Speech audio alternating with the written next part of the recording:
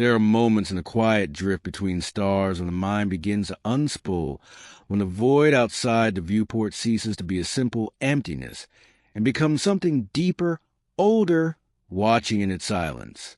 I remember one such moment, an hour when the hum of the Enterprise's engines felt less like a machine and more like a heartbeat, a human heartbeat, familiar, comforting, almost warm. And yet I could not shake the sense that something vast had stirred far beyond the reach of any Federation sensor, like a shadow rising through water, slow and deliberate. It was a presence older than warp theory, older than Vulcan logic, older even in the first sparks of sentience that flickered among the galaxies. A presence shaped by struggle, sacrifice, and purpose so absolute that even the void seemed to draw a sharper breath at its approach.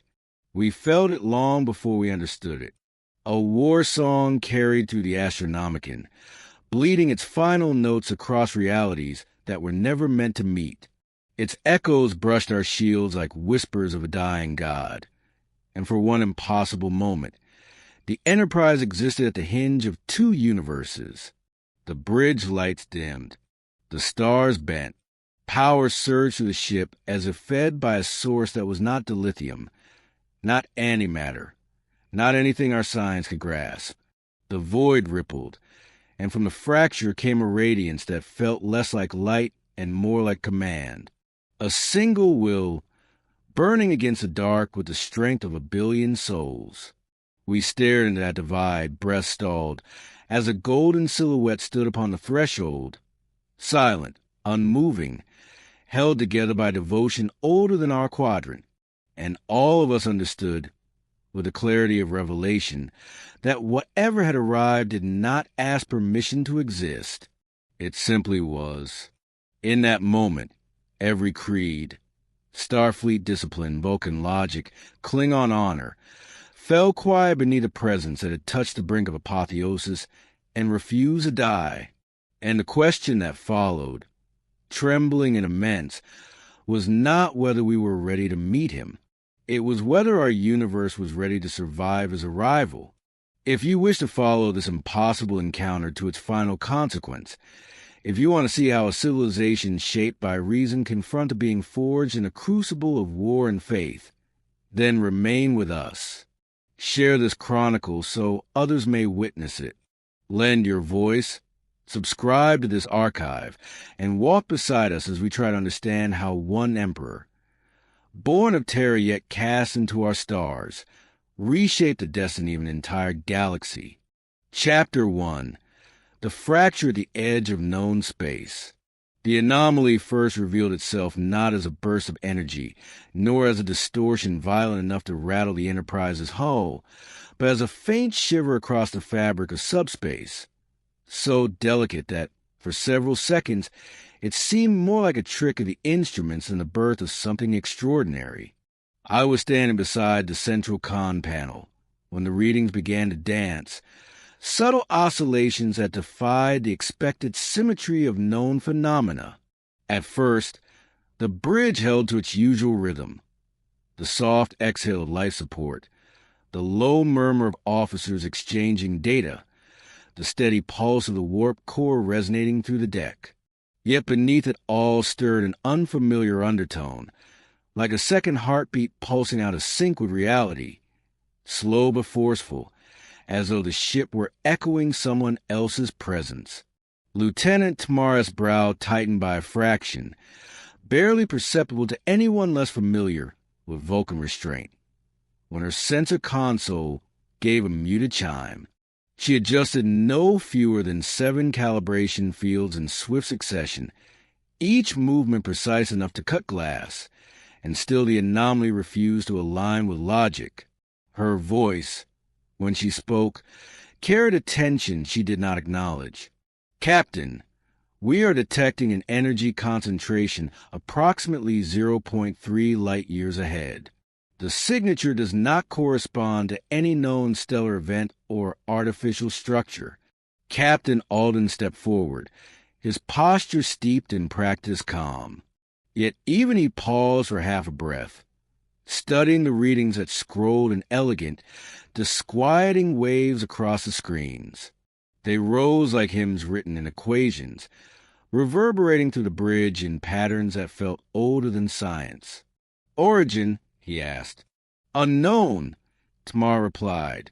The distortion appears to be layered, as if occupying multiple states simultaneously. She hesitated, an anomaly in itself. And there is a harmonic embedded within the fluctuations. It resembles singing, a murmur threaded through the bridge. Not fear, not yet, just the awareness that the universe had shifted 1 degree off-center. Sounds in space are always metaphor, never literal. What she called singing meant resonance, pattern, intention, and intention meant agency. The Enterprise closed distance at impulse speed, cautious as a starship could be while approaching the unseen. The anomaly grew on the main viewer not as an object, but as a bruise upon the stars, a faint smudge where light bent inward. It pulsed. Once. Twice. Each ripple passed to the hull like a whisper through bone, intimate in a way no phenomenon should be. A sudden pressure filled the air, subtle but intrusive, like the room had inhaled. Several officers stiffened. One clutched the edge of his console, as though steadying himself in a storm. I felt it too, not a physical force, but a presence pressing against consciousness, an immense weight resting upon the threshold of my thoughts. It did not intrude. It simply existed, and its existence demanded space. "Report," Captain Alden ordered. "No sign of structural threat," Tamar replied, though her voice had thinned. "However, I believe it is aware of us." It was then that the first flicker of golden radiance flared at the anomaly's core, as sudden as a spark striking flint in the dark. The stars around it dimmed, their light pulled inward toward that solitary point. The radiance expanded, not explosively, but with solemn inevitability, like dawn unfurling across a dead world. Patterns coursed through it, geometric one moment, organic the next, rippling between shapes the mind grasped only to lose again. Every figure spoke of precision. Every shift spoke of purpose. A tremor ran through the deck. Instruments faltered, not from damage, but from confusion. The energy defied the boundaries Starfleet understood. And then the hum of the warp core deepened, as if answering a call with no sound. Alden's voice dropped to a whisper richer than command protocol. "What are we looking at?" Before any reply could form, the golden radiance split open at its heart, not torn, but parted with reverence, like the universe itself bowed aside. Through the widening seam emerged a silhouette, tall, straight, wrapped in the glow of something ancient and inexhaustible. He did not stride. He did not descend. He simply arrived, as if he had always been there, waiting for our eyes to find him. The singing that Tamar had spoken of, hidden in the anomaly's pulse, now swelled into an almost tangible presence, not heard through ears but felt behind the sternum. It was a chorus of countless voices rising in unity, carrying devotion like a blade lifted toward the heavens. A hymn not born of hope, but of duty, endless, unbroken duty. The golden silhouette stepped through the fracture, and the void behind him bowed in silence. The bridge fell still. Even the stars seemed to stop breathing.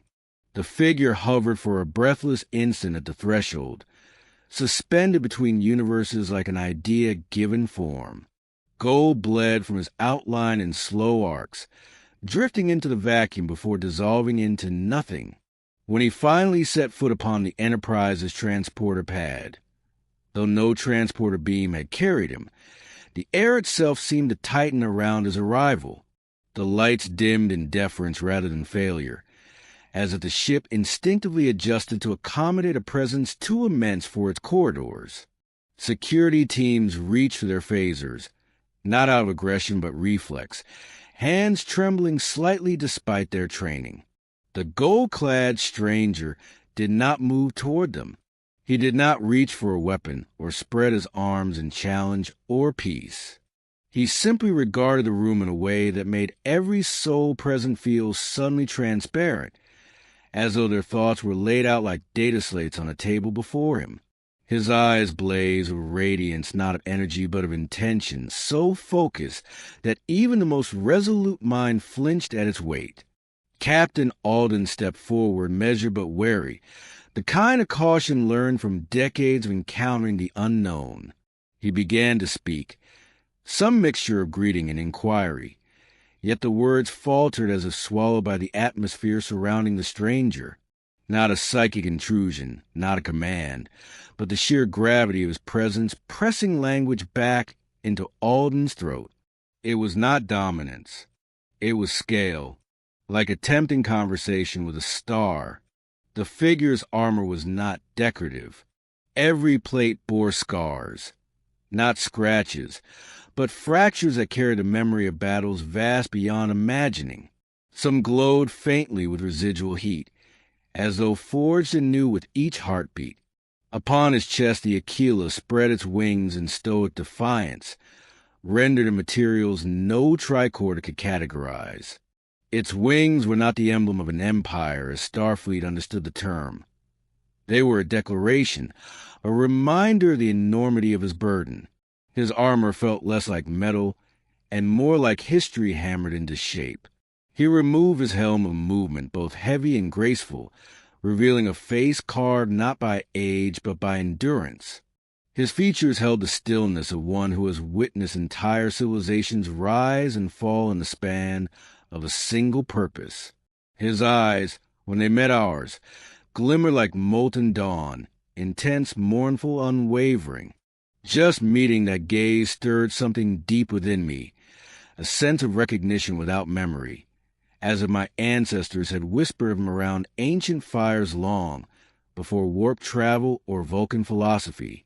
For the first time, he spoke, not aloud, not through vocal cords, but through the smallest shift in the air, a resonance that brushed the surface of thought without invading it, a shape of meaning, not a sentence, a question, not of identity, but of context, where he had arrived, what fate had drawn him here, whether this place was worthy of survival.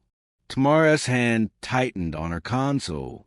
Her voice wavered by a fraction of a tone, so slight that only those accustomed to Vulcan composure would notice it. "Captain," she murmured, "the energy signature surrounding him is stabilizing the anomaly behind him. It is tethered to his presence. Without him, it may collapse. Is it dangerous?" Alden asked. "Yes." Tamara replied, the honesty cutting clean, but only in the sense that stars are dangerous. Something shifted then, subtle, but enough to stir the air against my cheek. The golden figure turned his gaze toward the main viewer, where the anomaly still bloomed like a wounded aurora. The fracture pulsed once more, casting a faint ripple across the ship that made my vision shimmer. He lifted a single gauntlet hand, not in command, not in warning, but in recognition. For a heartbeat I felt the echo of a world that was not this one.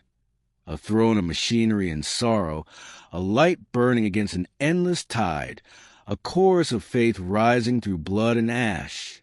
The impression vanished as quickly as it came, leaving only the faint metallic taste of ozone on the air. Alden recovered himself first. "We need to know who you are," he said, steadying his voice. "What you need."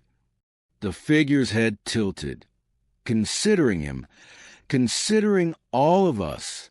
When he finally spoke aloud, his voice resonated like a storm restrained by sheer will. Not loud, not harsh, but absolute. "I am the emperor of mankind." The words did not echo. They simply settled, heavy as fate, and the entire ship seemed to breathe in unison. Two universes, two histories, now held together by that single declaration. Outside, The anomaly pulsed again, brighter now, as if reacting to his presence. Tamara's console flickered with readings that broke their own algorithms. The captain stepped closer to the being, compelled by equal parts awe and responsibility. "What brought you here?" Alden asked. For a moment, silence answered. Then, with the weight of a sun collapsing inward, the Emperor replied. "A fracture, a dying light, and the will to endure." As he spoke, the anomaly behind him began to contract, its luminous tendrils folding inward, but the sensation, the overwhelming sense of something immense watching from beyond the threshold, did not diminish. If anything, it grew sharper, as though the universe he had left behind was still reaching for him. Unwilling to surrender its sovereign, the Emperor turned his gaze back to us, and the lights flickered as if in reverence. The fracture trembled. Something on the other side stirred. For an instant, the anomaly seemed to pulse in rhythm with his presence, as though the fabric of space itself had become aware of its own trembling. Every officer on the bridge felt it differently. Some sensed pressure behind the eyes, as if memory itself were straining against its boundaries. Others felt heat prickling across the skin, a warmth like standing too close to fire whose source could not be seen. I felt neither. Instead, I felt a quietness so profound it hollowed the air, a stilling of every thought except the one he allowed to exist. Observe. The Emperor did not gesture, but his attention drifted toward the anomaly, and the fracture responded. Light cascaded inward, as though being drawn by unseen tides, folding into complex spirals that spun like ancient runes no culture in our galaxy had ever carved. They were symbols of a language older than warp drives and older than quantum theory, carrying the weight of unspoken edicts. For the briefest moment, I felt on the edge of comprehension, like a dream half remembered upon waking. But before understanding could sharpen, the symbols dissolved into formless luminescence. Captain Alden took a single cautious step toward the Emperor, not to challenge, but to place himself between the crew and the unknowable. His voice lowered. "If that fracture is collapsing, can it be stabilized?" The Emperor's gaze remained fixed on the anomaly. Stability is no longer its purpose. Alden stiffened. Then what is its purpose? The Emperor did not answer at once. The pause felt intentional, as if he weighed whether truth would fortify us or break us. When he finally spoke, his voice carried neither cruelty nor comfort, only fact. It is the echo of a dying beacon, a door forced open by necessity, a wound made by faith. The bridge fell silent. No one dared interpret aloud. Tamara's voice quivered faintly as she studied her readings. "Captain, energy output is rising. If it continues, the gravitational shear could compromise our structural integrity. We should increase distance." Before Alden could issue the order, the Emperor turned his head toward her. The motion was slight, but the shift in atmosphere was immediate. Tamara's hands froze above her console, as though caught between duty and the instinct to flee a predator's gaze. Yet the Emperor's stare held no malice, only assessment. "You cannot outrun what follows," he said. The words struck deeper than any threat. A cold realization crawled along my spine. Whatever forces trailed him across realities did not rely on proximity. They followed him through faith, through memory, through the very essence of what he was. They were bound to him, not the anomaly. The fracture pulsed again, this time violently enough to jolt the deck plating. Red emergency lights flickered, but did not fully engage, as if the ship could not decide whether this event qualified as damage or destiny. Sparks danced across the edge of the main viewer, before dissipating into harmless static. A young ensign near the science station whispered, "It looks like something is trying to push through." He was right. The light at the heart of the fracture thickened, coagulating into silhouettes that wavered without fully forming, like hands pressing against fabric from the wrong side, like faces trying to surface from beneath deep water, distorted, trembling, straining. The Emperor lifted his chin slightly. "They cannot cross," he said, "but they remember what it means to try." A cold shudder rippled through the bridge. The silhouettes convulsed as though reacting to his voice, then dissolved back into the glow. The anomaly dimmed, its violent pulse settling into a softer rhythm, more akin to a heartbeat easing after exertion. Alden inhaled slowly. "Are they alive?" "They are the echoes of those who refuse to die," the Emperor replied, "bound by the same light that binds me. They exist in service, not freedom. They exist because they must." The fracture tightened like an iris closing. The glow shrank inward, compressing until it became a single point of white gold brilliance. The room brightened for a heartbeat. Even the shadows recoiled, then the point winked out. The anomaly vanished. Silence followed. Heavy, absolute, no collapse, no shockwave, no debris, just absence, as though the universe had decided that whatever had been there no longer belonged. Alden exhaled. "We lost the anomaly." "You were never meant to keep it," the Emperor said. His voice carried a strange finality, the tone of someone who has seen the end of many things and does not mourn them. He turned his gaze toward the bridge's panoramic window.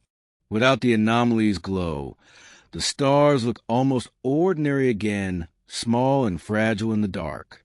But ordinary no longer existed, because standing at the center of our ship was a being who walked through a universe drenched in endless war, a universe where hope was not a philosophy, but a battlefield. His arrival was no accident, no random convergence of energy and chance. He had crossed realities with intention. Alden steadied himself. "If the fracture is gone, then you're stranded here." The Emperor finally looked at him fully. The depth of that gaze felt like standing upon the precipice of a world you could never return from. "I am never stranded," he said. The warp core throbbed deeper again. The lights wavered. And somewhere in the dark between stars, something unseen answered him. For several seconds after the Emperor's statement, no one moved. The bridge felt suspended between breaths, the air heavier than it had any right to be. Even the hum of the Enterprise's system seemed muted, as though the ship itself had bowed its head in deference. Captain Alden studied the Emperor with the caution of a man confronting a riddle shaped like a god. He wanted to speak. His lips parted, closed, tried again, but the presence before him swallowed every easy question. How do you interrogate a being who spoke of universes as though they were doors he had pushed open with the back of his hand?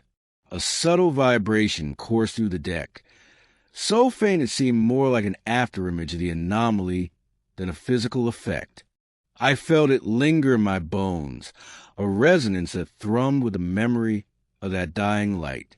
As the sensation faded, a peculiar clarity followed, a quiet reminder that we were witnessing the arrival of something far greater than a single entity. He was not alone, not truly. The echo of service he had described still clung to him like an aura, silent but watchful. The Emperor stepped down from the transporter pad. He moved with the weight of inevitability, not effort. Each stride measured as though he shaped gravity itself. Officers parted instinctively, not out of fear, but out of the sense that standing in his path would be like trying to halt the tide with bare hands. His gaze slid across consoles, displays, officers, evaluating, not judging. When his eyes passed over me, I felt the ghost of a whisper brush against thought, a faint murmured impression of acknowledgement, not approval, not recognition, merely awareness. And yet that alone felt like a burden and an honor both. Alden found his voice at last. You spoke of something that follows you. Are we in danger? The Emperor paused, his head tilted slightly, as if listening to some distant chorus that none of us could hear. Danger, he said, is not a question of pursuit. It is a question of purpose. There are forces that seek me. There are forces I seek. But this place is not theirs to breach. Not yet. The last two words hung in the air with the weight of prophecy. Tamar swallowed, a tiny motion, nearly invisible but unmistakably human. Captain, I recommend a full security perimeter around our visitor, for our understanding, not containment. Alden nodded, though it was clear he understood the futility of containment. Agreed. Lieutenant Hale, coordinate with security teams, but keep everyone at ease. No provocative postures. The Emperor regarded Alden as he spoke, and something softened in his expression, not warmth, but the faintest flicker of respect. You lead with caution anchored in reason, he said. Your discipline honors you. Alden blinked, as if startled by the unexpected acknowledgment. We try to understand what we encounter before we react. It's the foundation of Starfleet. A dangerous foundation, the Emperor murmured, yet admirable. The doors of the turbolift hissed open then, and Dr. Kessrin stepped onto the bridge, summoned by the emergency alerts that had flared moments earlier. Her eyes widened as they fell upon him, and she froze mid-step, breath-catching. Captain, is this? Yes, Alden replied quietly. This is our guest. Guest, she whispered under her breath, as if testing whether the word belonged to something that radiated such vastness. She approached the Emperor with a mixture of medical professionalism and instinctive awe. When she raised her tricorder, its display glitched, lines of data spilling into nonsense before recalibrating. The device emitted a soft whir, then a startled chirp. Captain, I'm reading something I don't understand. Every biological marker is overriding my scans. It's as though the tricorder is refusing to interpret him. The Emperor's gaze settled on her. Your instruments cannot measure what is not meant to be measured. Then what are you? She asked before she could stop herself. His answer was simple, yet limitless. Necessary. The word struck with the force of a verdict. Alden drew a breath. Can you tell us why you came? Was the fracture intentional? For the first time, a faint shadow passed behind the Emperor's eyes. The path was not taken lightly. The beacon that sustained my realm's light faltered. Its pain carried through the warp, through the dying chorus of souls bound to my will, until it found a seam, a way through, not escape. He paused, the weight of the word immeasurable. Intervention. The term unsettled me. Intervention implies intent. Intent implies a mission. And missions of such magnitude rarely arrive without consequence. Before Alden could press further, a new tremor rippled through the ship, sharper this time, like the crack of a distant fault line. The lights flickered once, twice, then steadied. Tamara's console flashed red, with a burst of sensor activity. Captain, she said, her voice tightening. I am detecting a residual energy pattern lingering at the anomaly's last coordinates. A threat? Alden asked. No, she said slowly. Something else. A signature like an imprint. The Emperor's gaze shifted toward the viewer, though the stars shone calm and undisturbed. A shadow of what once reached for me, he said. It will fade. Sir, Kessrin murmured, is there anything from your side still lingering? The Emperor lowered his eyes to her, and for the first time I sensed something in him that resembled sorrow. There is always something lingering. across every battlefield, across every world, across every choice. A silence unfurled, heavy as a shutter falling. Alden straightened. We need to understand your intentions. If you're here for intervention, what do you intend to change? The Emperor did not answer, not immediately, not fully. Instead, he looked out into the starfield once more, as though measuring the soul of this universe against another. His reply came quietly, almost gently. That depends on what must be saved. The deck beneath our feet vibrated again, faint but insistent, like the first warning of a distant storm. And though he didn't say it, every one of us felt it. Chapter I's calm had ended. We were stepping towards something vast.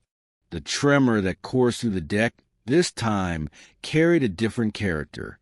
Not the aftershock of the anomaly, not the echo of the fracture's dying light, but something more intimate and immediate, like the ship itself had drawn a sharp breath. A subtle shift rippled across the consoles, as though the Enterprise's systems were briefly listening to a voice too faint for anything but circuitry to hear. The lights dimmed, then steadied. One could almost mistake it for a routine fluctuation, but something in the air said otherwise. It felt like a warning or perhaps a greeting, from forces that had not yet shown their shape. The Emperor stood at the center of it all, unmoved and unmoving. The tremor didn't appear to surprise him. It didn't even seem to register as disruption. Instead, he watched the starfield as though waiting for it to blink first. His posture held the patience of a being shaped by epochs rather than years, someone who had endured more than this universe could imagine and had come prepared to endure more still. Captain Alden steadied himself with a quiet exhale. "All right," he said, voice low but firm. "Let's take this one step at a time. We've made first contact, if you can call it that.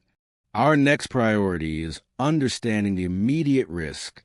Lieutenant Tamar, run a full diagnostic of our systems.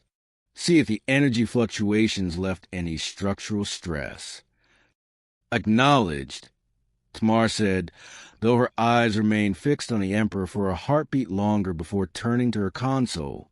Lines of code flickered across her screen in rapid succession, some flashing amber before stabilizing into the calm green of nominal function. Yet her shoulders remained stiff, her jaw held tight. "Captain, preliminary readings indicate no detectable damage. However, our subspace sensors are still adjusting to an elevated background field." "What kind of field?" Alden asked. Tamar hesitated. "It resembles psychic resonance, but amplified far beyond typical humanoid capacity." The Emperor finally turned his head. "Your ship is untouched," he said, "but the space you inhabit is listening." His words settled like dust on cold metal, fine and ominous. A few officers exchanged glances, each interpreting his statement through the lens of their training. Science officers considered the possibility of unknown spatial phenomena. Security officers felt the instinctual rise of adrenaline. And those who had looked directly into the Emperor's gaze simply felt small. Alden cleared his throat. "If something is listening, then we need to know what, and why." The Emperor stepped away from the transporter platform toward the large forward viewport. His stride carried the quiet authority of someone who had once walked across burning continents and commanded armies with nothing but a gesture. He stood before the stars in silence, observing them with the intensity of a man reading scripture. "This place is quiet," he said at last. "Quieter than any realm I have walked. The void here is clean, untouched by predators that hunt the soul. Yet it is not empty." Alden moved beside him, though a respectful distance remained. "You're sensing something?" "I am sensing everything," the Emperor answered. "Your galaxy is different than mine. The tides that shaped my world do not flow here, But echoes remain. Impressions. Sleeping things that have never been named, because you have never been forced to name them. Kesrin swallowed audibly, her usually calm medical composure bending under the gravity of his tone. Are you saying there's danger in our galaxy that we don't know about? The Emperor did not turn to her. His gaze stayed locked on the stars. Every galaxy holds danger. The question is whether its inhabitants are prepared to see it. Alden crossed his arms. We've held our own. Wars, crises, anomalies we face more than most civilizations ever encounter. The Emperor shifted his gaze to the captain, and Alden's words faltered under that molten scrutiny. You have faced conflict, he said, not war. The distinction hit with the force of a blow. War, as he spoke it, sounded like a thing with teeth, a thing that endured long after the bodies had fallen. But perhaps, he added, after a long silence, your peace is not ignorance. Perhaps it is grace, a grace your civilization has fought to cultivate. The comet was not unkind. If anything, it carried a weight of envy or something adjacent to it, a longing wrapped in armor. Tamara's console chimed softly. Captain, she said, the elevated resonance field is continuing to dissipate. Whatever presence lingered from the anomaly is fading. Alden nodded, though his eyes didn't leave the Emperor. Then we need answers. Why you're here, what you want, and whether your presence puts us at risk. This time, the Emperor turned fully toward the captain. His expression was unreadable, but not cold. It was the expression of a man accustomed to being asked questions whose answers shaped epics. What I want, he said softly, is survival.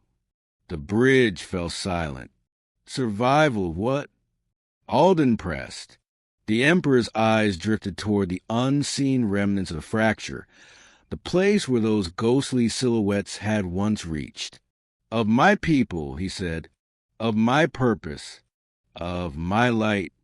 A tremor, small, almost imperceptible, passed through his armor as though the memory of that dying beacon still clung to him. It felt like watching someone carry a wound too deep to bleed. And perhaps, he continued, survival of yours. Before anyone could respond, the ship's internal lighting flickered again. A ripple of energy brushed the hull, gentle but unmistakable. A whisper of something vast moving through the dark. Alden jolted. What was that? Tamar checked her readings. Her eyes widened, not with fear, but disbelief. Captain, that wasn't external. Then what was it? Alden demanded. She swallowed. A psychic signature. Faint, internal, like an echo of the Emperor's presence reflecting through the ship. Alden turned sharply toward the Emperor. Is this something we should be worried about? The Emperor regarded him calmly. That depends, he said, on how well your ship endures revelation. The deck below us vibrated once more, soft but unmistakable. The chapter's breath held. We had crossed the threshold, and nothing in the stars felt familiar anymore. Chapter 2. A God Among Scientists. The doors to the observation deck parted with a low sigh, releasing us into a chamber washed in the gentle glow of starlight. Captain Alden had insisted the Emperor be escorted here.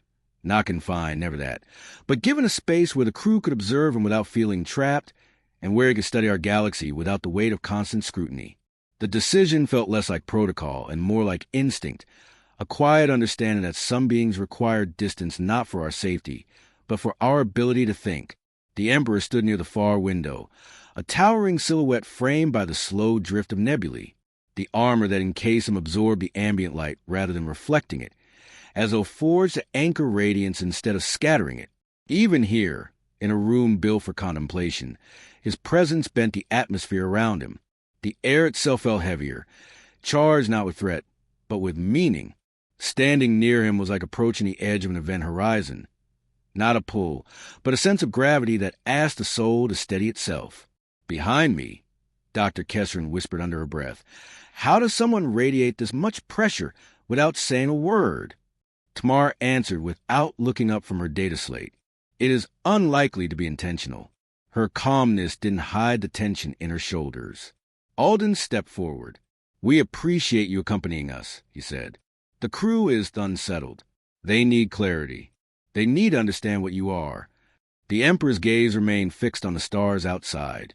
When he finally spoke, his voice drifted across the chamber like a low, resonant chord, quiet but absolute. Understanding is not a requirement for safety. Maybe not, Alden said, but it's the foundation of trust. The Emperor's head turned slightly, as though he were examining that word from a distance. Trust, a foreign artifact, a relic from a gentler age. You seek trust, he said. In my realm, trust is a luxury. Survival is the law. Alden drew closer, maintaining respect without submission. Our galaxy functions differently. We don't survive through blind fear. We survive through cooperation, through comprehension.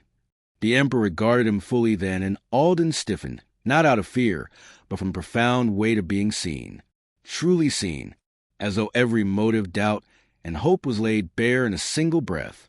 You speak of comprehension, the Emperor said. Then comprehend this. I was shaped by a universe that devours the faithless, by enemies born from the thoughts of the unguarded, by horrors that whisper promises until they wear your will into ash. What you call optimism would be death where I come from. His words did not carry condemnation, only truth spoken from scars. Kessrin stepped forward cautiously, tricord in hand, though she did not bother trying to scan him again. Then how are you alive? She asked. How did you survive all that? The Emperor held her gaze for a moment, and I saw something flicker behind his eyes. Something old and heavy, like the brief flash of memory too painful to linger. By refusing to die, he said. The room fell quiet, not from fear, from awe. Alden cleared his throat, regaining composure.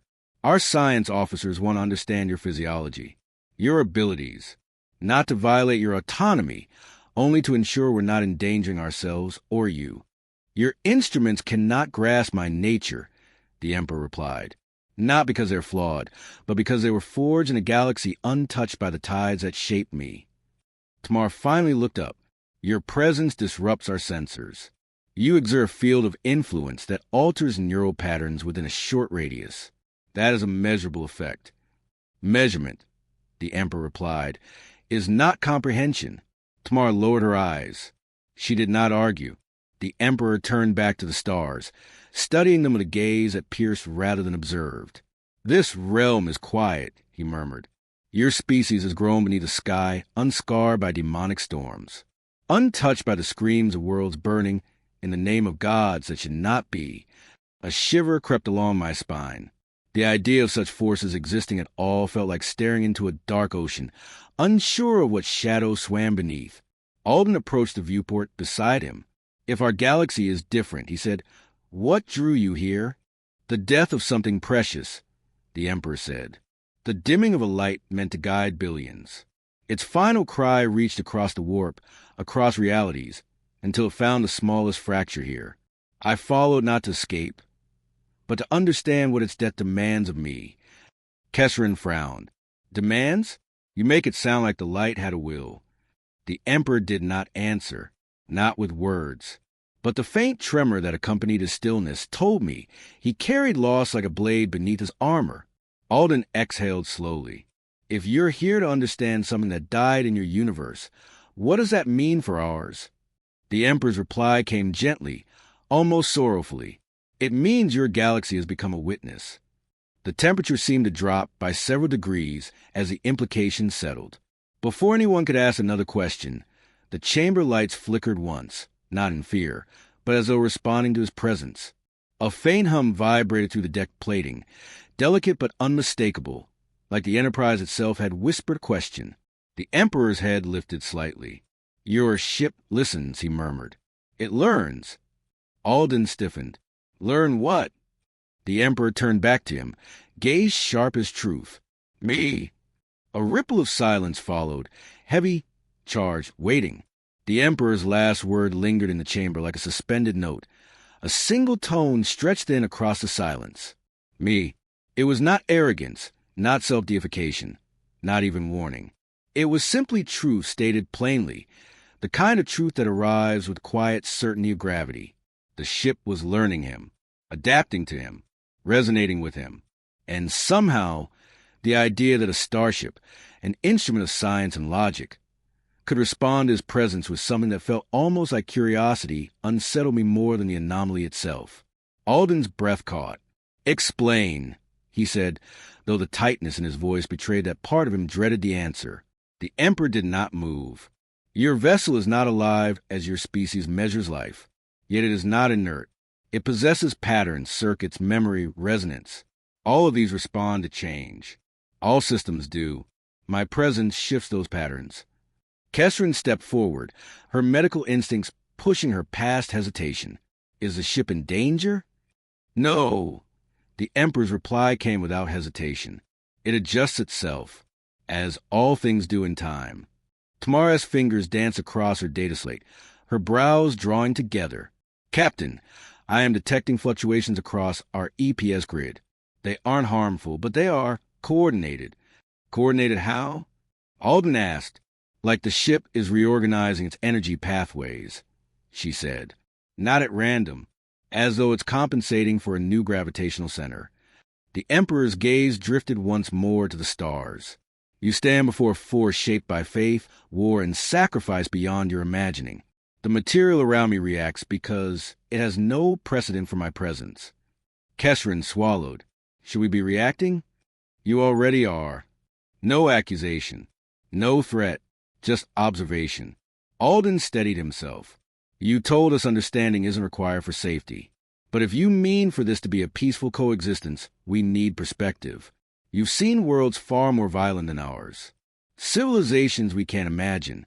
Tell us what you expect to find here." The Emperor remained silent for several moments. He looked not at Alden nor any one officer, but at the layered expanse of stars beyond the viewport. Each light a question waiting to be asked. When he finally spoke, his voice held the subdued weight of someone who had once commanded legions, but now carried only memories. "I expect nothing," he said. "Expectation is the seed of disappointment. But I see potential. A galaxy untouched by the worst horrors of the warp. A people unburdened by the endless shadow of demonic tides. You build a realm upon ideals rather than fear." His eyes lowered, and unfamiliar softness edged his voice. "It is rare, precious, perhaps even deserving of preservation."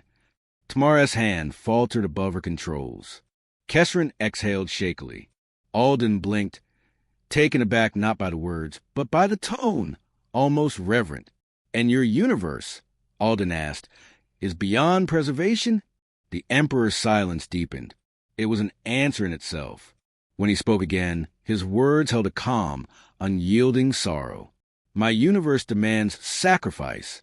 Every moment, every breath, every life. Its future rests upon a throne of machinery that devours my strength. I am bound to it, even now. I feel its hunger across realities." A shadow moved across his face, not cast by light, but by thought. "I came because something has changed," he said. "The light that once guided humanity falters. The Astronomicon flickers. The sacrifice that sustained it." He paused, and for a heartbeat, he looked almost human in his grief. "The choir grows weak." Tamara looked up sharply. "Captain, did he say choir?" The Emperor continued. "Billions gave their souls to fuel that beacon. Billions more prayed in its shadow. Its voice carried across the warp, cutting through nightmares. Without it, his eyes hardened. Humanity faces extinction. The deck felt colder beneath my boots. I had never heard a being speak of billions with such quiet certainty. Not as statistics, not as tragedy, as responsibility." Alden swallowed. "And crossing here, was that an attempt to save them?" "To understand what threatens them," the Emperor said. "The fracture gave me a moment, one moment, to leave the throne, to walk, to think." The implication struck like lightning. Alden whispered, If you left a throne that sustains your universe's survival, who or what is sustaining it now? The Emperor did not turn. He did not breathe. His answer was a whisper carried like a burden across his soul. Faith. Alden froze. Faith in you?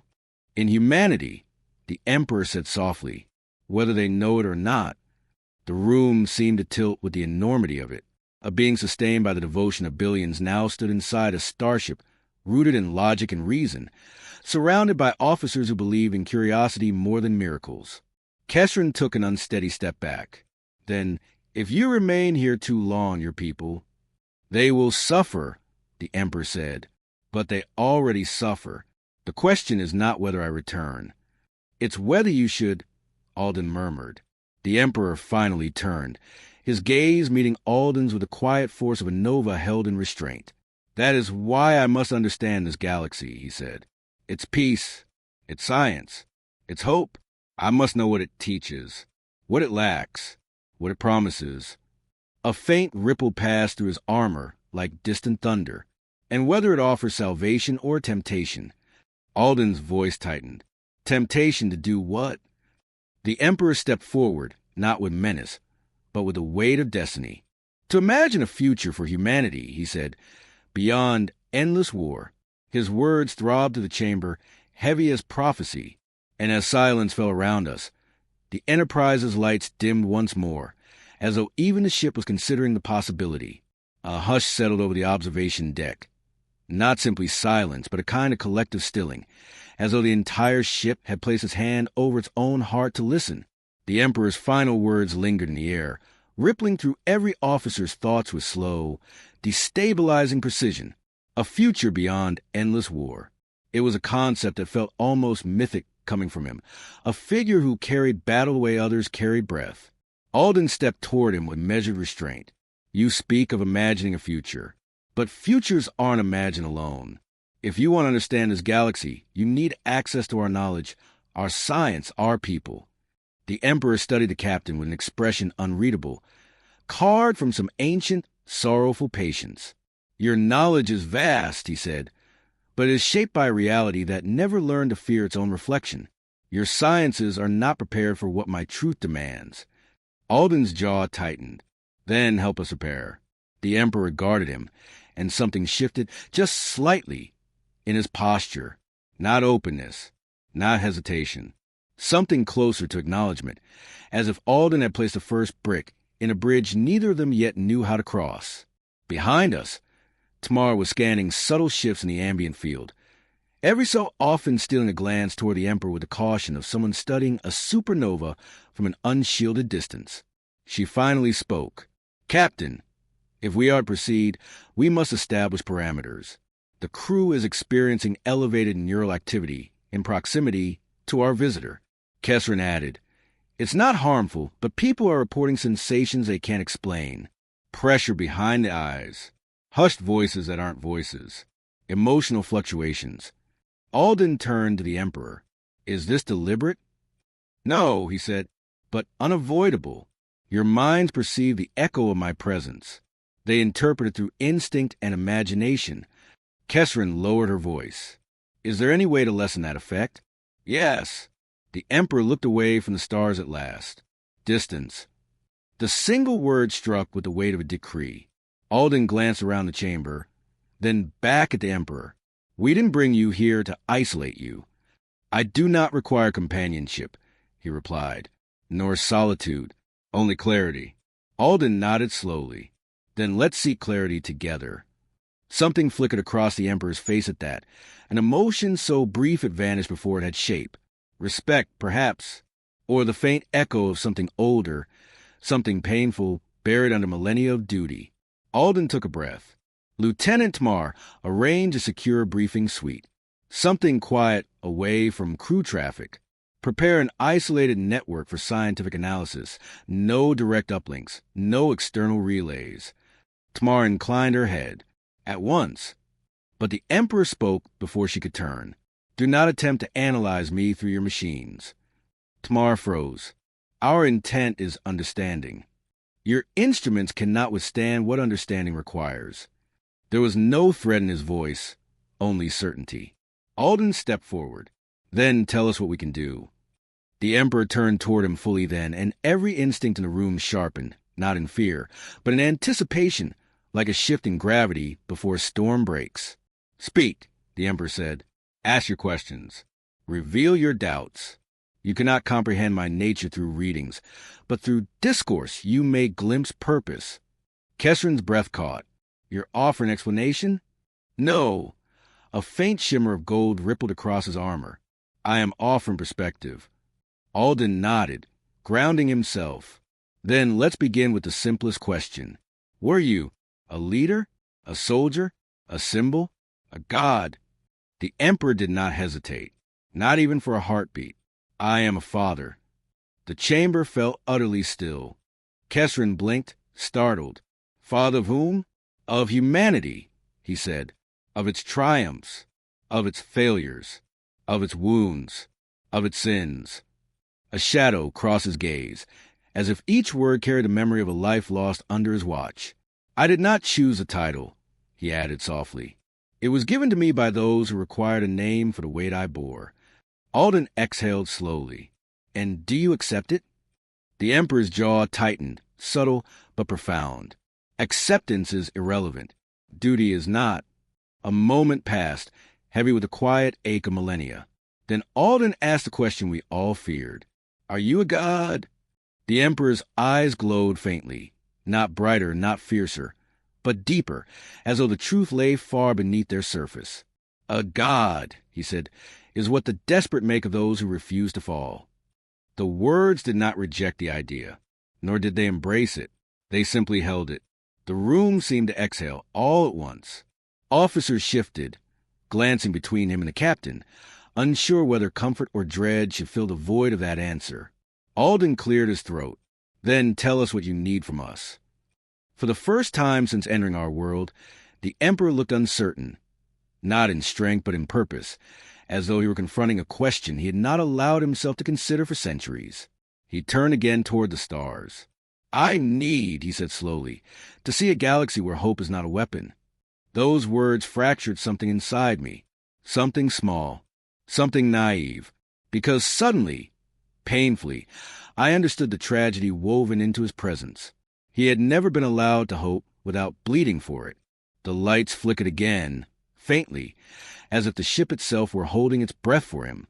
Alden looked at him with a mixture of awe and compassion. Then we'll show you. The Emperor remained silent, but his silence, for the first time, did not feel distant. It felt listening. The Emperor's silence stretched across the chamber like the quiet before a tide shifts, not empty but full of possibilities neither side yet understood. He watched the stars beyond the viewport with an expression that held entire histories, victories etched in fire, sacrifices carved into galaxies, and burdens pressed into his very bones. And yet, beneath that immeasurable weight, there flickered the faintest suggestion of curiosity. It was not eagerness nor hope, but the cautious interest of someone who had spent millennia surrounded by war and suddenly found himself standing in a universe that knew peace not as an illusion, but as a truth.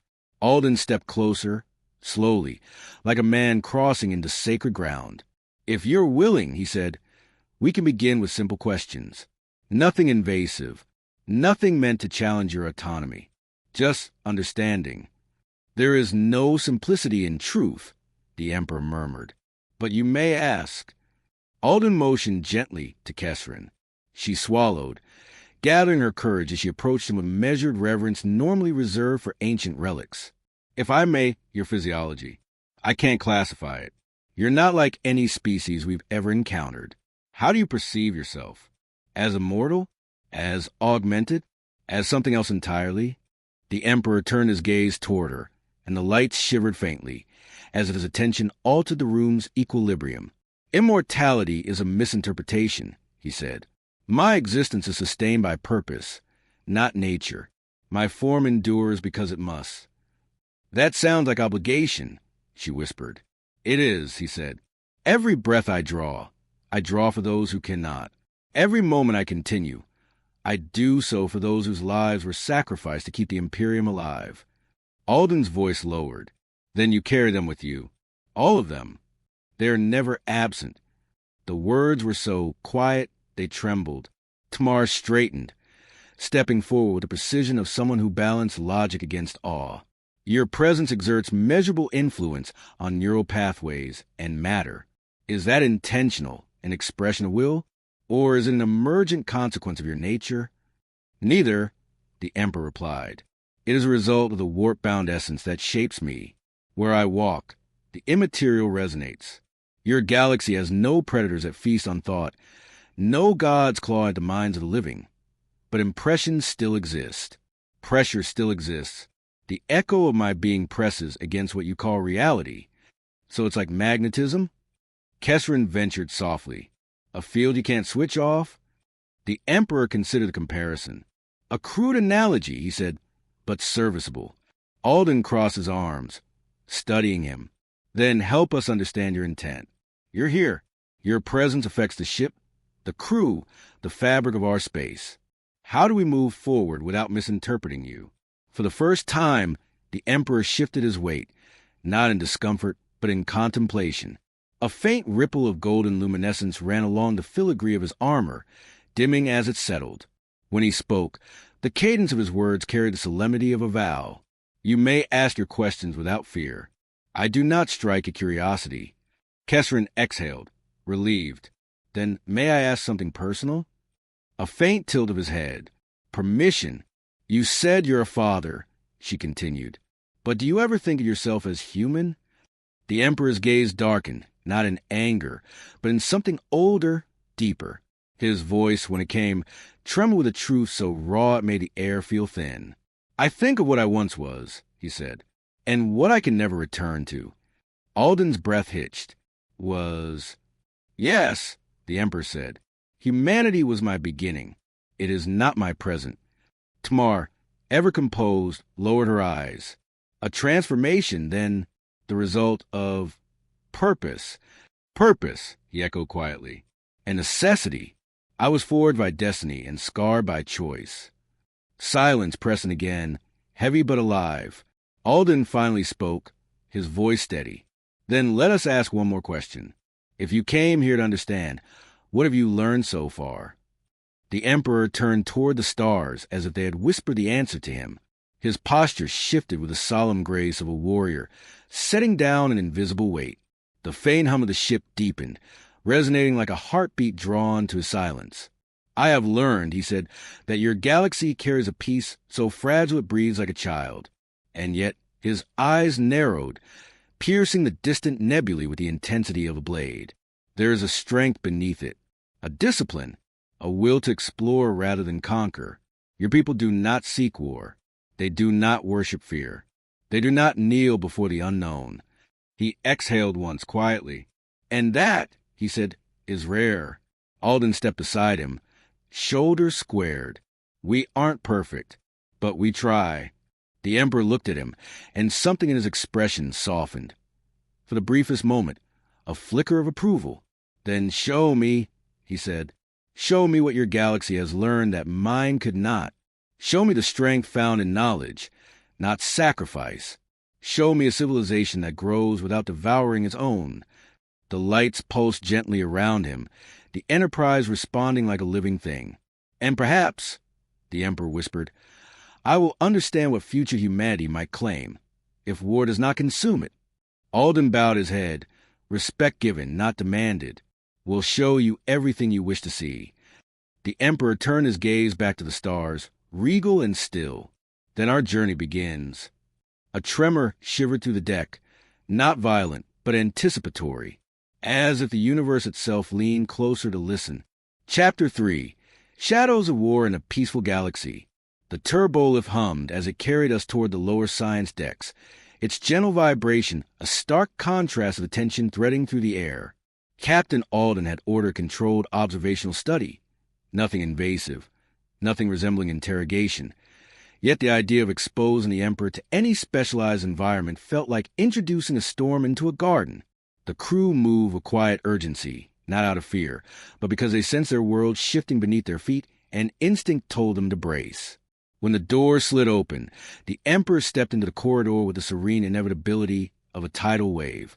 The overhead lights dimmed by degrees as he passed beneath them, not failing but bowing, flickering in a reverent cadence. Officers stopped mid-step, mid-sentence, mid-thought.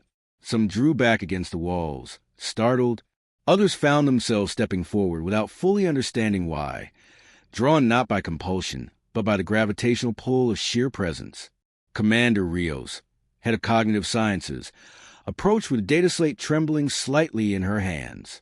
"Captain," she whispered, "the team is assembled. We're ready." Alden nodded, then glanced at the Emperor. "If you'll follow us." "I do not require guidance," the Emperor said, though he walked beside us regardless. "But I will walk with you." The science lab smelled faintly of sterilizing agents and warm circuitry. Holographic displays hovered above recessed consoles, their soft blue glow mirrored in the polished floors. Yet the moment the Emperor crossed the threshold, the hologram stuttered, flickered, then stabilized into sharper focus than ever before. Lines of code resolved faster. Sensors calibrated with uncanny precision. It was as though the ship's systems, once merely functional, were now striving to impress him. Rio swallowed. The environmental controls, they're compensating for variables I didn't input. The Emperor regarded the room without expression. Systems adapt. Alden laid a steadying hand on the nearest console. "Let's begin." Rios gestured toward a circular alcove surrounded by interlaced sensor arrays. "This is a non-invasive cognitive resonance field. It reads emotional spectra, empathic signatures, and, for certain species, ambient telepathic echoes. We won't attempt to peer into your mind, only the field effect you exert on your surroundings." The Emperor stepped forward with the grace of a blade forged for ceremonial war. His golden armor reflected none of the chamber's light. Instead, the radiance seemed to fold into him, swallowed by whatever strange physics held his form intact. When he reached the center of the alcove, the room tightened, as though the air itself took a step back. Rios activated the field. For a heartbeat, nothing happened. Then everything did. The chamber lights dimmed to twilight. Every hologram flared upward. The air grew heavy, thick with the scent of ozone and something else, something metallic and ancient, like the breath of a tomb left unopened for millennia. My chest tightened as if my heart had forgotten its rhythm. Rios gasped, stumbling backward. "Captain, the field's amplifying at exponential rates." Tamar steadied her, eyes wide with very un-Vulcan brand of shock. "These readings impossible. The resonance is fragmenting into multiple patterns." "What patterns?" Alden demanded. "Emotional impressions," she said. "Memories. Ghost signatures. But they aren't from us. They're from—" Her voice broke, "because then we saw them." The hologram shuddered, then solidified into flickering images. Echoes cast not from the Emperor himself, but from the wounds carved into his existence. Shadows rose like silhouettes in a storm, each one wavering with the distorted grace of half-remembered nightmares. One figure towered tall as a giant, body encased in ceramite armor, eyes burning with fanatic devotion. Another moved with mechanical precision, cables writhing from its spine like serpents.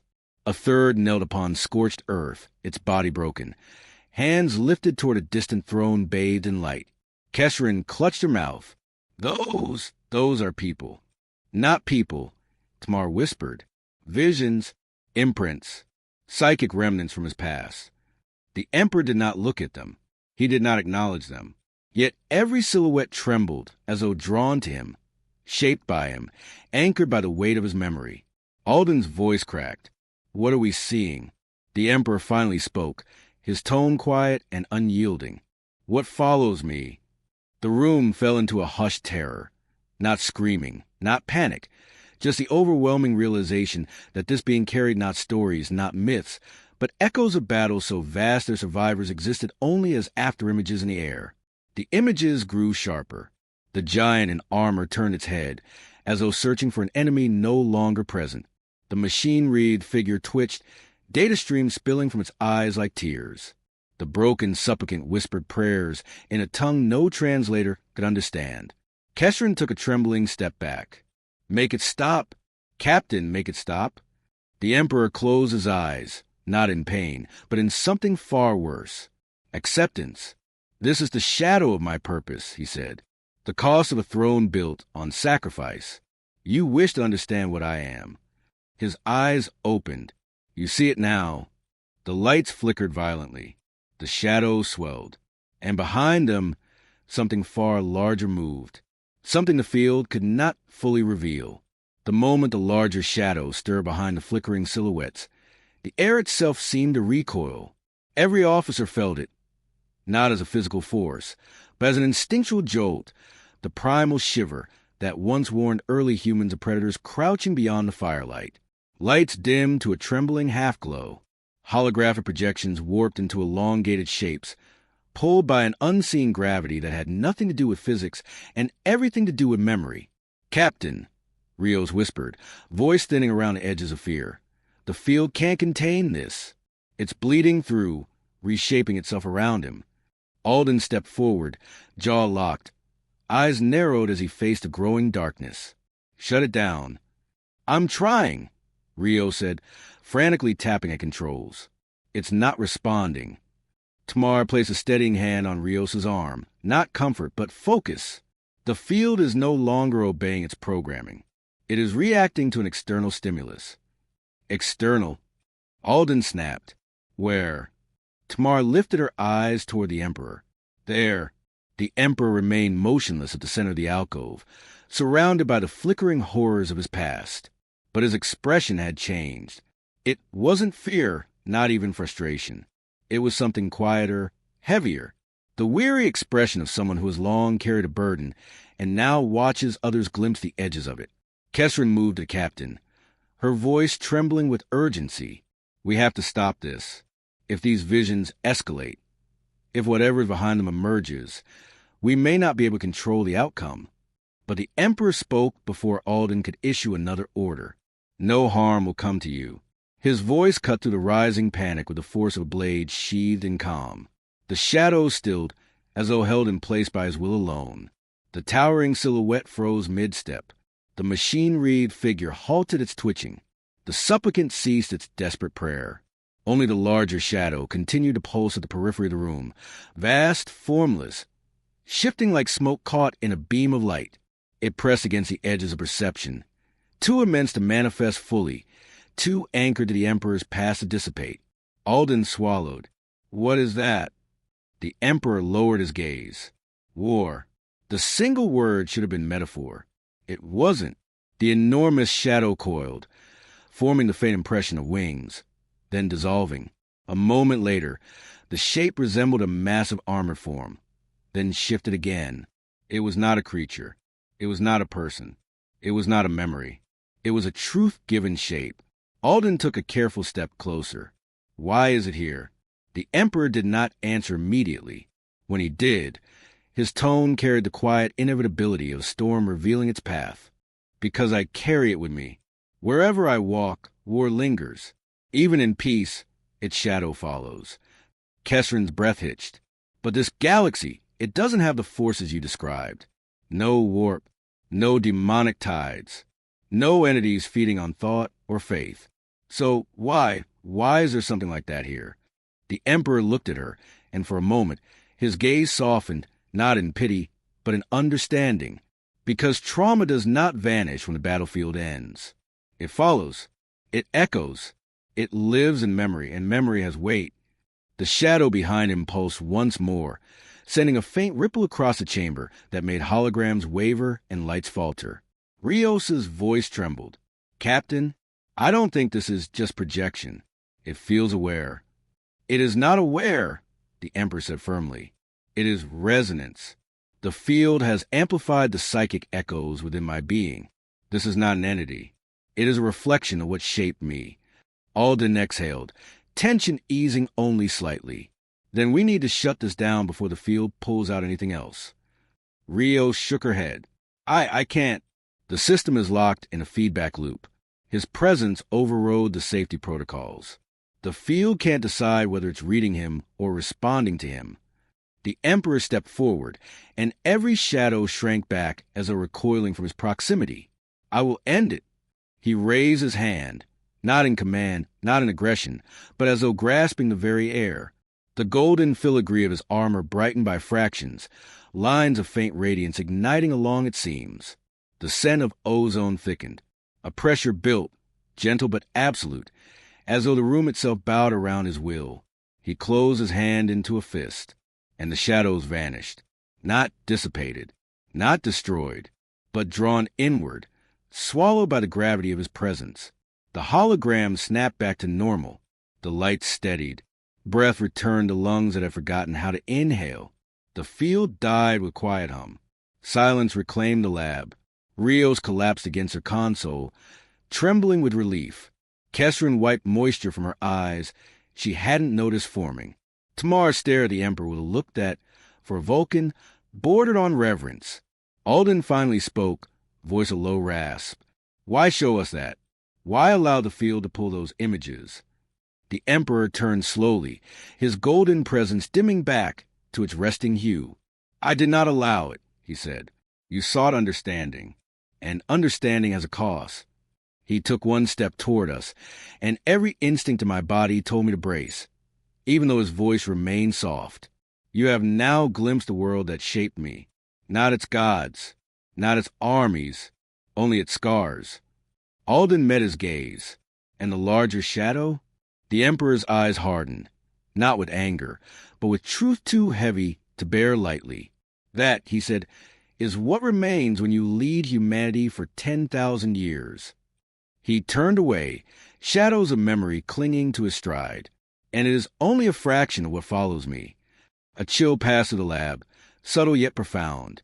The Emperor had shown us not his might, but his burden, and it was larger than anything our galaxy had ever conceived. The lab remained hushed long after the shadows had vanished, as though the air itself feared making a sound that might summon their return. Consoles blinked weakly, systems quietly reinitializing after their forced submission to the Emperor's presence, yet no one moved to assist him. Every officer stood suspended in the aftermath, caught between awe and unease, struggling to comprehend the magnitude of what we had just witnessed. Alden was the first to find his voice. We need space, he murmured to the others. Everyone step back. Breathe. It wasn't command so much as guidance, a gentler kind of leadership meant to coax shaken minds back from the edge. Kesrin nodded, her hands trembling as she gathered herself. Tamar shifted into a meditative posture, fingers steepled, seeking stability through ritual. Rio sank onto a stool, her breathing uneven but deliberate as she forced calm back into her limbs. Yet all eyes eventually drew back toward the Emperor, compelled by something beyond fear, something like gravity or truth. He stood with his back to us, the golden contours of his armor bathed in the cool light of rebalanced systems. For the first time since he arrived aboard the Enterprise, his shoulders appeared tired. Not weakened, not diminished, but bearing weight in a way that felt almost human, as though memories had retreated into him, not silently, but with claws. Alden approached slowly. Was that unavoidable? The Emperor did not turn. Your instruments sought resonance. They found more than they could comprehend. Alden hesitated. They found pain. They found history, the Emperor corrected. Pain is merely the language through which my past speaks. Kesrin stepped forward despite herself, voice steadying as compassion overrode caution. History shouldn't tear at the fabric of a room like that. Whatever you carry, it's too much for one being. Even you. The Emperor's head tilted slightly, as though considering her words from a distance neither time nor perspective could cross. There is no enough for my kind. There is only necessity. Rios finally found her feet again. Sir, Captain, our instruments weren't built to handle that level of psychic pressure, emotional resonance. I don't even know what to call it. The name is irrelevant, the Emperor said quietly. You have glimpsed what I command, what I protect, what I cannot save. He turned then, slowly, and the air shifted with his movement, not with force, but with the solemnity of revelation. His gaze passed across each of us, not probing, not judging, simply acknowledging the shared moment. Alden swallowed. If those were echoes, what created them? What battles? What enemies? What? The Emperor raised a hand, stopping him. Do not seek their names. His voice, though soft, carried the finality of a sealed tomb. Knowledge without context breeds madness. Tamar straightened, regaining her Vulcan composure. Then provide context. Understanding is not mere curiosity. It is survival. You seek a clarity your world was not forged to endure, the Emperor replied. Your peace blinds you to certain truths. But blindness is not always weakness. Sometimes it is sanctuary. Alden stepped closer, his expression resolute. We can't help you if we're afraid to look. The Emperor regarded him with a quiet respect. Courage is not the absence of fear, Captain. It is the mastery of it. And what should we be courageous for? Alden asked. A pause. A long, deep, measured pause. Then, for the knowledge that your galaxies stand upon a precipice you cannot yet perceive. The temperature in the room seemed to drop. Even consoles hesitated, their readouts glitching as though responding to an unseen pressure. Tamara's voice barely rose above a whisper. What precipice? This galaxy has peace, the Emperor said. But peace is not immunity. Peace is a low. Peace is an illusion carved by the absence of predators. Alden's jaw tightened. Are you saying something is coming? No. The Emperor stepped down from the alcove. With each stride, his presence became less oppressive, contracting back into the contained, regal intensity we had begun to acclimate to. I am saying something always comes. The implication sank like stone. He stopped before Alden, towering, radiant yet shadowed by truths we could only glimpse. I do not know what shape your threats will take. They may be born of your curiosity, or your ambition, or the vast dark between stars. His golden eyes burned softly. But now that I have crossed into your reality, the eyes of others may follow. Rios's breath caught. Others? You mean? I do not know, he said again, though his tone suggested that not knowing was far from comforting. The fracture that opened to me was unstable, chaotic, a tear between fates, not realms. I cannot predict whether it left scars. Kesrin whispered. Scars can fester. Yes, the Emperor replied, and wounds summon predators. Alden rubbed a hand down his face, grounding himself. Then we need to prepare. The Emperor studied him, and something like approval flickered behind his eyes. Preparation begins with understanding, not of war, but of yourselves. Alden straightened. Then teach us. The Emperor regarded us all, as though measuring whether we were ready not for his truths, but for our own. For the sake of your galaxy, he said quietly, I will. He turned away, golden armor whispering with the movement. But understand this, knowledge is a blade. He paused at the door, and blades draw blood. The doors parted for him, light dimming in reverence as he stepped through. The officers glanced at one another, shaken but resolute. We were no longer studying the Emperor. We were stepping towards something much larger. A shadow cast not by him, but by the future. The corridor outside the lab felt unnaturally still, as though the ship itself were absorbing what had transpired. Footsteps echoed softer than usual. Conversations died before forming. Even the hum of the warp core seemed subdued, a heartbeat muffled beneath layers of contemplation. The Emperor walked ahead of us, each stride measured, his posture regal yet burdened, as though every movement carried echoes of the visions we had glimpsed. Alden followed closely, his expression carved from determination and unease in equal measure. The rest of us trailed behind, Kesrin with her medical kit clutched against her chest as though it might shield her from memory, Tamar with her hands clasped tightly behind her back in meditative discipline, and Rio staring at the corridor walls as though expecting the shadows to seep through them. It felt wrong to speak, but silence grew heavy. Finally, Kesrin murmured, What we saw, those figures, they felt real. They were real, Tamar said softly. Just not here. Her voice carried the tremor of someone who had glimpsed truths that logic alone could not resolve. Rio stepped beside her, hugging her data slate. Whatever the field showed us, it wasn't meant for us. Not all knowledge is meant to be shared. And yet, Alden said, lifting his head, we asked for understanding, and he gave us what he could. The Emperor continued walking, not acknowledging the conversation, yet clearly shaping its gravity. His presence filled the corridor like warm pressure, not oppressive, not aggressive, simply immense. When he stopped, it was not abrupt but inevitable, as though the ship itself had shifted its course to accommodate his pause. He turned slightly, his voice carrying the calm weight of quiet oceans. "You fear what you saw." Alden met his gaze. "We don't fear you. We fear misunderstanding what we saw." The Emperor inclined his head. "Fear is natural. It is the companion of wisdom." Rios exhaled shakily. "Then what were those shadow images? Soldiers? Enemies? Servants?" "They were memories," the Emperor said. "Fragments of battles fought across ages. Souls that once stood at my side or against me. They linger not because I summon them, but because memory clings to power." He walked again, slower now, as if allowing the ship to breathe with him. "Where I come from," he continued, "there is no peace. Every victory births another trial. Every triumph seeds another war. My memories are forged in fire and blood, and they echo even across realities." Kesrin hugged her arms around herself. "But why would those echoes manifest here?" "Because your galaxy is vulnerable to resonance," the Emperor replied. "Not through the warp, which you are blessed to lack, but through the openness of your minds. Your people believe in possibility, in discovery, in potential. That innocence allows impressions to take shape more easily." Alden frowned. "Are you saying our optimism makes us susceptible?" "Not susceptible," he said. "Receptive." The distinction was unsettling. As we approached the observation deck, the deck light softened, bathing the corridor in warm gold.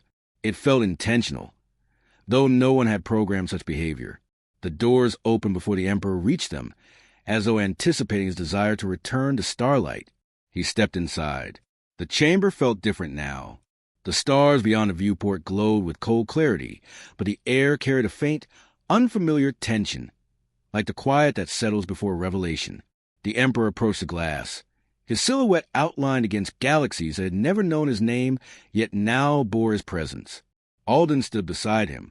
"You told us war always comes, but you also said this galaxy is rare, precious, worth understanding." "Yes," the Emperor said. "That remains true." "Then tell us," Alden said gently, "what do you see when you look at our stars?" The Emperor studied the view for a long, unbroken moment. His answer arrived soft as distant thunder. "I see what humanity might have become." Tamaras' breath caught. "Unburdened?" "Yes," the Emperor said, "untouched by the claws of demonic hunger. Free to grow without sacrificing their children to survive another day." His voice deepened, layered with sorrow so old it felt like stone. "Your federation was not forged in desperation. It was built through choice, through unity, through aspiration." Alden's voice lowered. "Something your Imperium was denied." The Emperor did not respond immediately. When he did, his words carried the ache of millennia. "Hope is a luxury my people cannot afford. Yet here it thrives." The observation deck was silent. The stars gleamed. The Emperor's next breath seemed to draw the entire room with it. "This galaxy shows me a path I have never walked," he said. "Not conquest, not dominion, but the possibility of coexistence. Some would call that weakness. What do you call it?" Alden asked. The Emperor turned his gaze slightly, golden eyes reflecting the swirl of nebulae. "I call it question." The simplicity of the statement cut deeper than any proclamation could. A question, not a threat, not a prophecy, a possibility. He faced the stars again. "But know this," he said. "Peace does not make you safe. It makes you untested." The ship's lights dim around him, bowing once more. "And now that I have crossed into your realm, the universe will test you." No one spoke, not because we feared him, because we feared what might come after him. The Emperor stood framed by starlight, neither conqueror nor savior, but the embodiment of a future we could not yet understand. Alden inhaled slowly. "Then we faced those tests together." A faint vibration shivered through the deck, as though the ship approved. The Emperor did not smile, but he lifted his head, accepting the vow. And with that, Chapter 3 reached its quiet, trembling end, on the edge of revelation and the brink of something far larger. Chapter 4, Rumors in the Quiet Between Stars. The night cycle aboard the Enterprise settled gently over the ship, softening the corridors with muted lights and the low, rhythmic hum of systems entering their quiet routines. But no one felt the calm that usually accompanied these hours. The crew moved through the ship like figures caught in the aftershock of revelation, whispering in mess halls, lingering too long outside observation windows, glancing at bulkheads as though expecting shadows to step through them. The Emperor had left imprints on the collective psyche of the Enterprise, not because he intended to, but because his very existence bent the shape of the world around him. Alden walked the length of the command deck with slow, deliberate steps, his thoughts tightening and unraveling in equal measure. He had known first contact to be life-altering, but this felt like standing on the edge of a truth too vast to understand. Even the starfield ahead seemed sharper tonight, as if the galaxy awaited judgment. He paused at the viewport, letting the starlight cool the thoughts that burned behind his eyes. "You are troubled," a voice said behind him. Alden didn't startle, though part of him wondered if one day he might. The Emperor stepped from the shadows near the aft stations, his presence emerging like a sunrise, quiet yet absolute, as though light reintroduced itself through him. His armor absorbed the gentle illumination of the deck, turning it into something soft and reverent, not harsh. "I'm thinking," Alden answered. "Maybe too much." "Thought is never wasted," the Emperor said, joining him at the viewport. "But it can burden." Alden exhaled slowly. The crews rattled. They saw things they weren't prepared to see. And we don't even understand what those visions mean for us long term. Are we at risk? Is the ship? What happens if those impressions recur? "They will not," the Emperor said, "unless you seek them again." Alden shook his head. "We didn't seek them the first time." "You sought understanding," the Emperor replied, "and your tools reach beyond your grasp." "That's what worries me," Alden said. "We're explorers. Curiosity is our nature. But with you here, I don't know what our curiosity might awaken." The Emperor's reflection in the viewport looked carved from history, ancient, luminous, unyielding. "Your fear is not of me," he said. "It is of the unknown that shadows me." "Yes," Alden admitted, "because unknowns like that, they don't stay unknown forever." The Emperor lowered his gaze to the drifting starlight, and for the first time Alden sensed something almost fragile in the stillness. Not weakness, never that, but the quiet ache of a being who had carried his truth for millennia and now found himself in a place where that truth no longer had a name. "Your galaxy is peaceful," he said, "but peace is not silence. It murmurs with questions. It stirs with what might be, and in the quiet, rumors grow." Alden turned. "Rumors?" The Emperor nodded once, slowly. "I have walked your ship. I have listened, even without intent. I hear the doubts, the conjectures, the wonderings of your people. They speak of what I am, what I might become, what I may threaten. Rumors take root where certainty cannot." Alden felt his chest tighten. No one is spreading fear deliberately. They're just overwhelmed. "I do not condemn them," the Emperor said softly. "Mortals confronted with the infinite must seek meaning. Rumor is merely meaning without evidence." "What kind of rumors?" Alden asked. The Emperor's gaze drifted as though reading invisible script in the air. "Some believe I am a fragment of a god. Others whisper that I am the harbinger of a threat my universe failed to contain. Some wonder if I am a weapon forged to reshape this galaxy." Alden bit back a sharp breath. "And what do you say to that?" "I say," the Emperor murmured, "that truth is not born from rumor, but rumor may reveal the wounds society hides." Alden hesitated. "Do you think our society is wounded?" "All societies are," the Emperor said. "Some by war, some by faith, some by the absence of both." He stepped closer to the viewport, watching the light of distant suns brush against his armor. "Your Federation has grown without the scars of demonic tides, without the predations of gods that hunger for the soul. You have built unity through exploration, not conquest. But that unity rests on belief in logic, diplomacy, progress. And you think that belief is a weakness?" Alden asked. "No," the Emperor said, turning to him fully. "I think it is rare, and rare things attract peril." A faint chill crawled down Alden's spine. If something came for us, something from your universe, could we survive it? The Emperor did not answer immediately. When he spoke, his voice was low, solemn. I crossed through a fracture born of catastrophe. I did not know if the fracture closed. I did not know if others sensed it. I do not know what hunts the echoes of my presence beyond realities. Alden's heart thudded, so something could follow. Yes, the Emperor said, or perhaps nothing will. But uncertainty is its own predator. He lifted his gauntlet hand slightly, as though feeling the starlight settle on his palm. When a beacon falters, he said, those who feed on darkness take notice. The deck lights dimmed at that exact moment. Not a malfunction, but in a hushed, reverent bow. The ship was listening. Alden whispered, Then what do we do? The Emperor's eyes glowed faintly, reflecting a galaxy that did not yet understand what shaped his gaze. We begin with truth, he said. Not the visions you saw, not the fears your crew whispers, but the truth of what may come. He turned, his presence filling the command deck with quiet gravity. And the truth begins in this galaxy silence. Alden steadied himself. Then tell us. The Emperor inclined his head. I will. The ship's hum lowered. The stars outside seemed to draw nearer, and the quiet between them felt suddenly dangerously alive. The Emperor's promise hung in the command deck, like a weight suspended by a single trembling thread.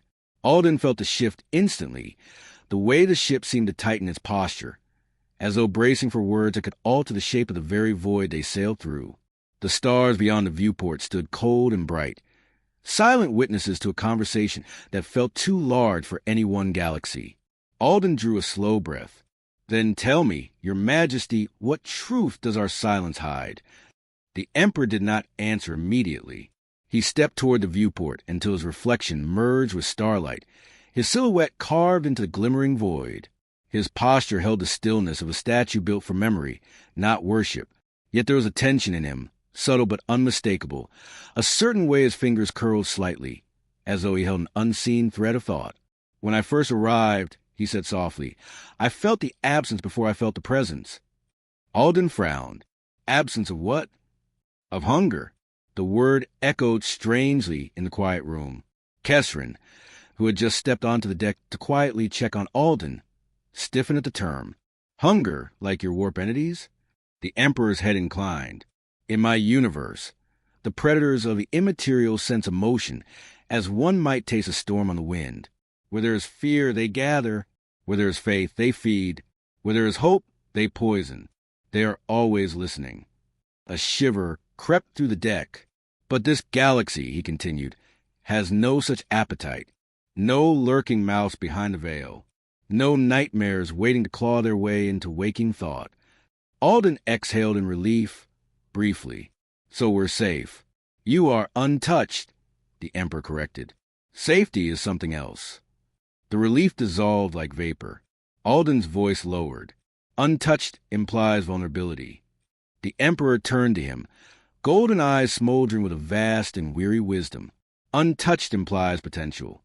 He began pacing the length of the viewport, armor whispering softly, each step measured with solemn precision. I have observed your people, he said.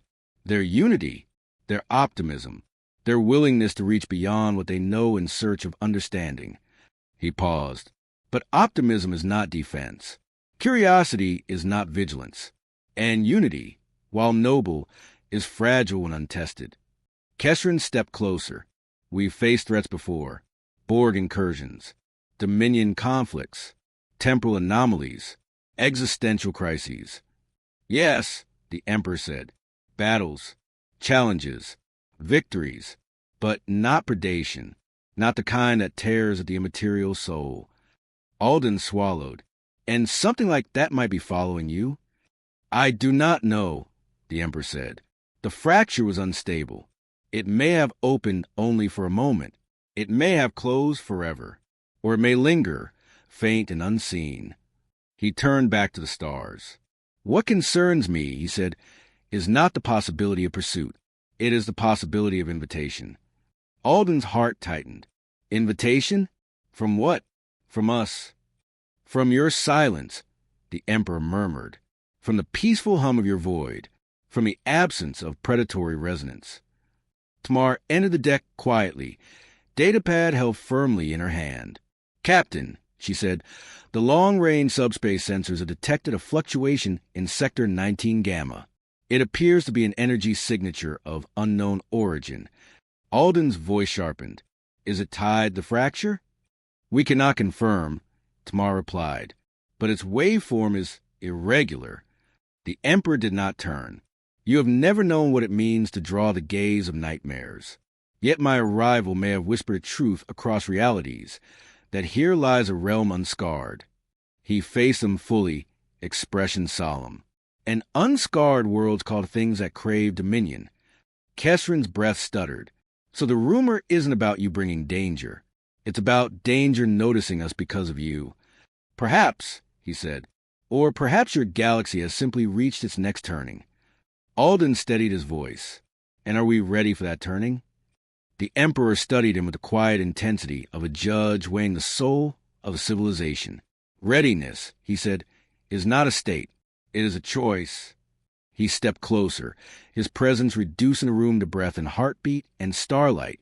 "Your people believe in diplomacy, in reason, in exploration. Those beliefs are worthy of admiration." He paused.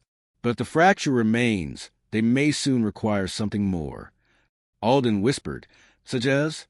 The Emperor's next words fell like the first toll of a distant warning bell. "Purpose." The lights dimmed again, not flickering, but bowing, and the ship seemed to shift its weight beneath their feet. Kesrin looked between them all, her voice small but steady. "What do we do now?" The Emperor turned toward the viewport once more. "We listen," he said, "to the quiet between stars, to the murmurs of the void, to the subtle tremors that precede revelation." He raised his head slightly. "And when the silence breaks, we must be ready to answer." The deck vibrated softly. The darkness outside the viewport pulsed, once, as if acknowledging his words. Alden's voice dropped to a whisper. "What was that?" The Emperor closed his eyes. "Not a threat," he said. "Not yet." His eyes opened. "But a question." And the galaxy suddenly felt far less still. The gentle pulse beyond the viewport faded as quickly as it had appeared, leaving only the familiar shimmer of distant starlight. Yet the memory of that single flicker clung to the room, like a breath drawn but not released. Every officer present felt it, not as danger, but as awareness. Something out there had noticed, something enormous in scale or intent, subtle enough to hide beneath the fabric of the void, yet curious enough to brush against the ship's senses like a fingertip across glass. Alden leaned forward, palms pressed to the edge of the console. "Tamar, run a full spectral analysis of that fluctuation. Focus on any deviation from standard subspace radiation." Tamar's fingers moved swiftly. "Already underway, Captain. But preliminary readings show nothing consistent. Whatever pulse we detected does not conform to known patterns." Kesrin frowned. "Doesn't conform, or doesn't want to?" The Emperor's gaze swept toward her, and even before he spoke, the crew braced themselves with the gravity of his interpretation. "Intention is not easily measured," he said. "But the pulse was not random. It had shape, purpose, a query." Rios entered quietly from the corridor, her eyes haunted with thoughts she hadn't yet dared to speak. "Captain, crew in the lower decks are reporting impressions, not visions, nothing like earlier, but sensations, restlessness, as if the ship itself is listening too intently." Alden clenched his jaw. "We need clarity, not fear, clarity."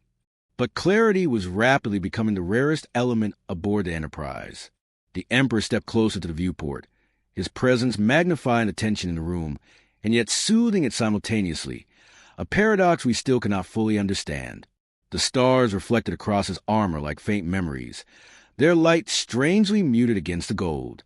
"Your galaxy stirs," he murmured, "not in turmoil, but in curiosity." That pulse was not hostile. It was an inquiry, a gesture from something that sensed an anomaly in the quiet. Alden turned to him. "Was the pulse directed at you?" "At all of us," the Emperor replied. "It sought the disturbance in your reality. I am not the only foreign presence here." The fracture left a scar. The scar emits possibility. Rio swallowed. Possibility of what? Arrival, the Emperor said. Kesrin felt her breath catch. From your universe? Not necessarily, he answered. A wound between realities does not choose who peers through it. The implication sent a ripple of dread through the room. A wound didn't invite. It exposed. And whatever lay beyond might not care about the distinction. Alden straightened, resolve crystallizing behind his exhaustion. Then we need to determine whether that scar is stable, if it's growing, if it's attracting attention. The Emperor nodded once, slowly, a prudent course. Tamar spoke again, her voice steady but edged with tension. Captain, analysis complete. The energy signature is faint, but there is a pattern, a rhythm, almost like a signal attempting to maintain cohesion. Alden turned. Origin. Tamar hesitated. Unknown, but it's trying to repeat. The Emperor's eyes closed briefly, as if listening to something we could not hear. When they opened again, the gold within them burned brighter. It is calling again. Rios flinched. Calling what? Not what, the Emperor said. Who? Silence tightened the deck. Alden stepped beside him. If something or someone is reaching to the scar, can you identify it? I can attempt, the Emperor said, but I cannot promise what that knowledge will cost. Alden nodded. We'll face that when it comes.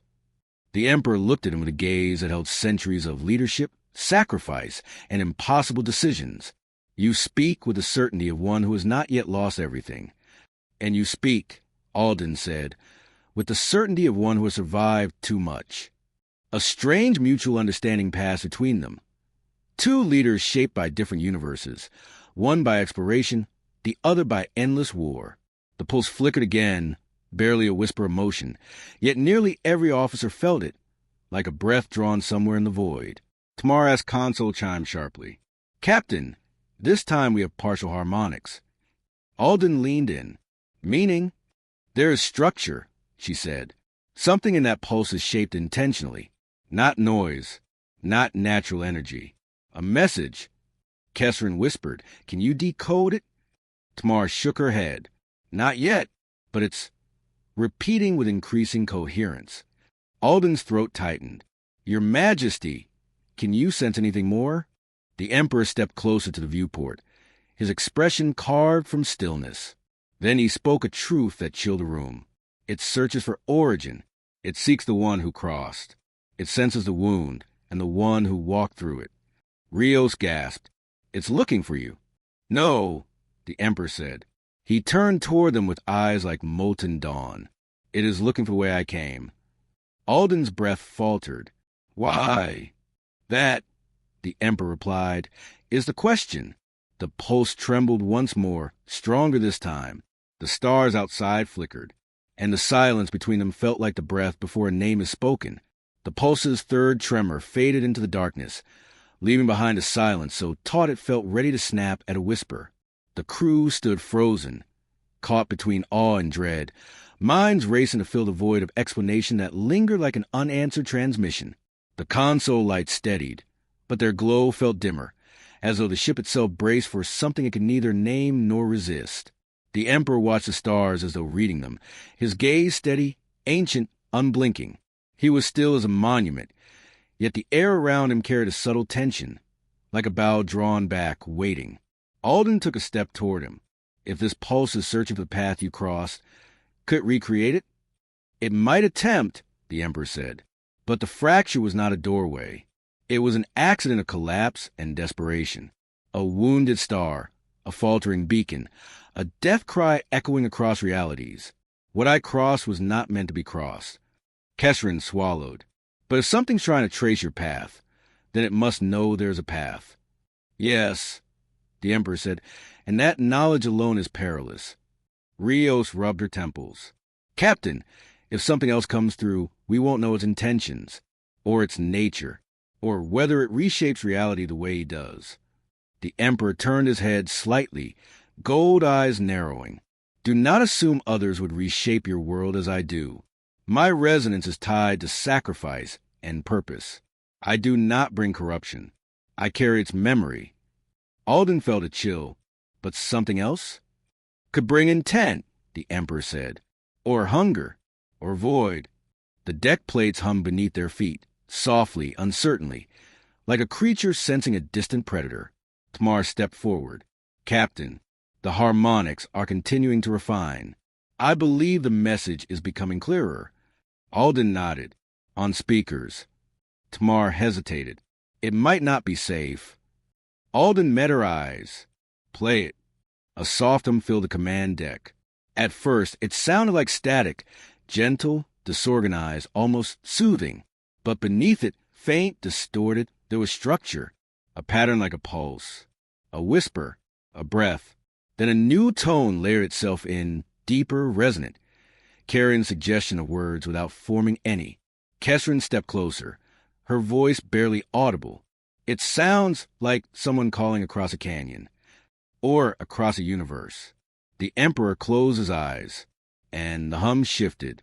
It modulated, just slightly, in response to him. Alden stared. It's reacting to your presence. No, the Emperor said, opening his eyes again. It is recognizing it. The hum sharpened into a clearer pulse. The lights flickered once. The air grew heavier, as if anticipation thickened it. Alden's voice dropped to a whisper. What is it saying? The Emperor listened, really listened, and for the first time since he set foot aboard the Enterprise, something in his expression wavered. Not fear, recognition. And beneath that, grief. It is not calling a name, he said. It is calling a purpose. Rios's breath caught. Whose purpose? The Emperor answered without looking away from the stars. Mine. The room froze. Alden stepped forward, voice unsteady. Then it knows you're here. It knows something crossed, the Emperor corrected. Something of great weight. In my universe, purpose is not carried alone. It resonates. It echoes. It can be felt. Kesrin whispered. Then whatever is sending that signal wants what you are, or what you represent. The Emperor's silence confirmed more than any explanation could. Alden tried to breathe past the tightening in his throat. Can you tell if it's friend or foe? There are no friends in that void, the Emperor said. Only forces. And consequences. The ship's lights dimmed, soft but reverent, and the hum dissolved into quiet again, as if the pulse had retreated to gather strength or clarity. Alden steadied himself. We need to prepare for the possibility that something else is trying to cross. Something that isn't you. Something we have no context for. Yes, the Emperor said. Preparation is essential. Tamar spoke carefully. Then what do you advise? The Emperor turned from the stars. His presence filled the room, not oppressive, but immense in a way that made every breath feel sharpened. You must understand your own silence, he said. Rios frowned. Our silence. This galaxy's quiet is not natural, the Emperor said. It is a product of choices shaped by peace. Choices that did not invite predators. Choices that did not awaken deeper forces.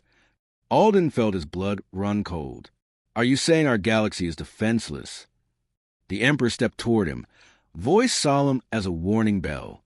I am saying your galaxy has never been observed. Not by what observes me. Not by what hunts my kind. But now a scar shines in your void. A beacon not of light, but of disturbance. And they're curious, Alden said. Yes, the Emperor murmured, as all predators are when they smell blood. Kesrin shuddered. Is it your blood they smell or ours? The Emperor did not hesitate. Both. The stars outside the viewport seemed to pulse faintly again, subtle, almost imperceptible, but there. Alden stepped beside the Emperor, determination sharpening his voice. Then we face what comes. The Emperor regarded him for a long, unreadable moment. Then, you will not face it alone.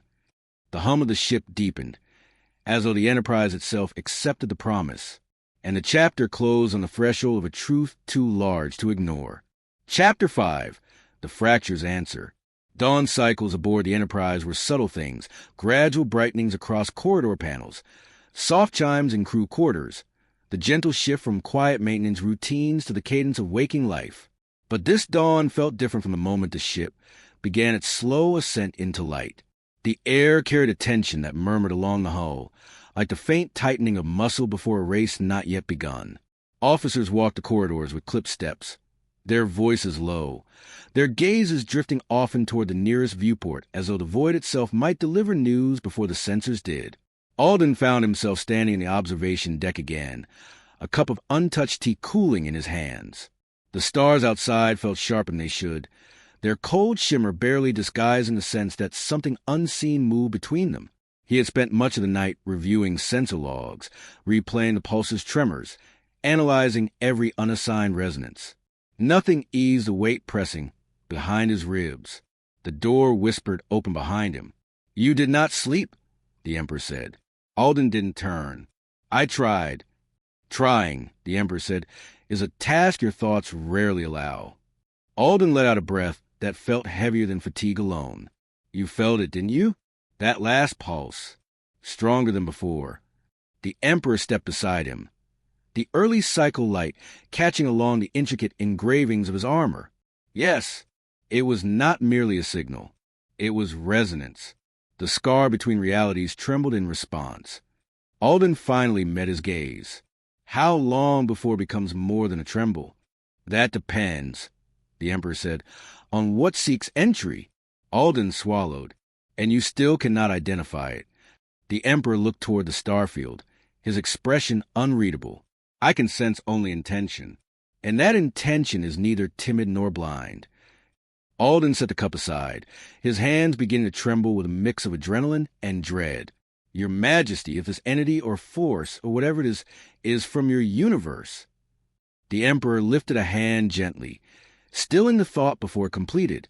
"If it is from my universe," he said, "you will feel its presence long before you understand its nature.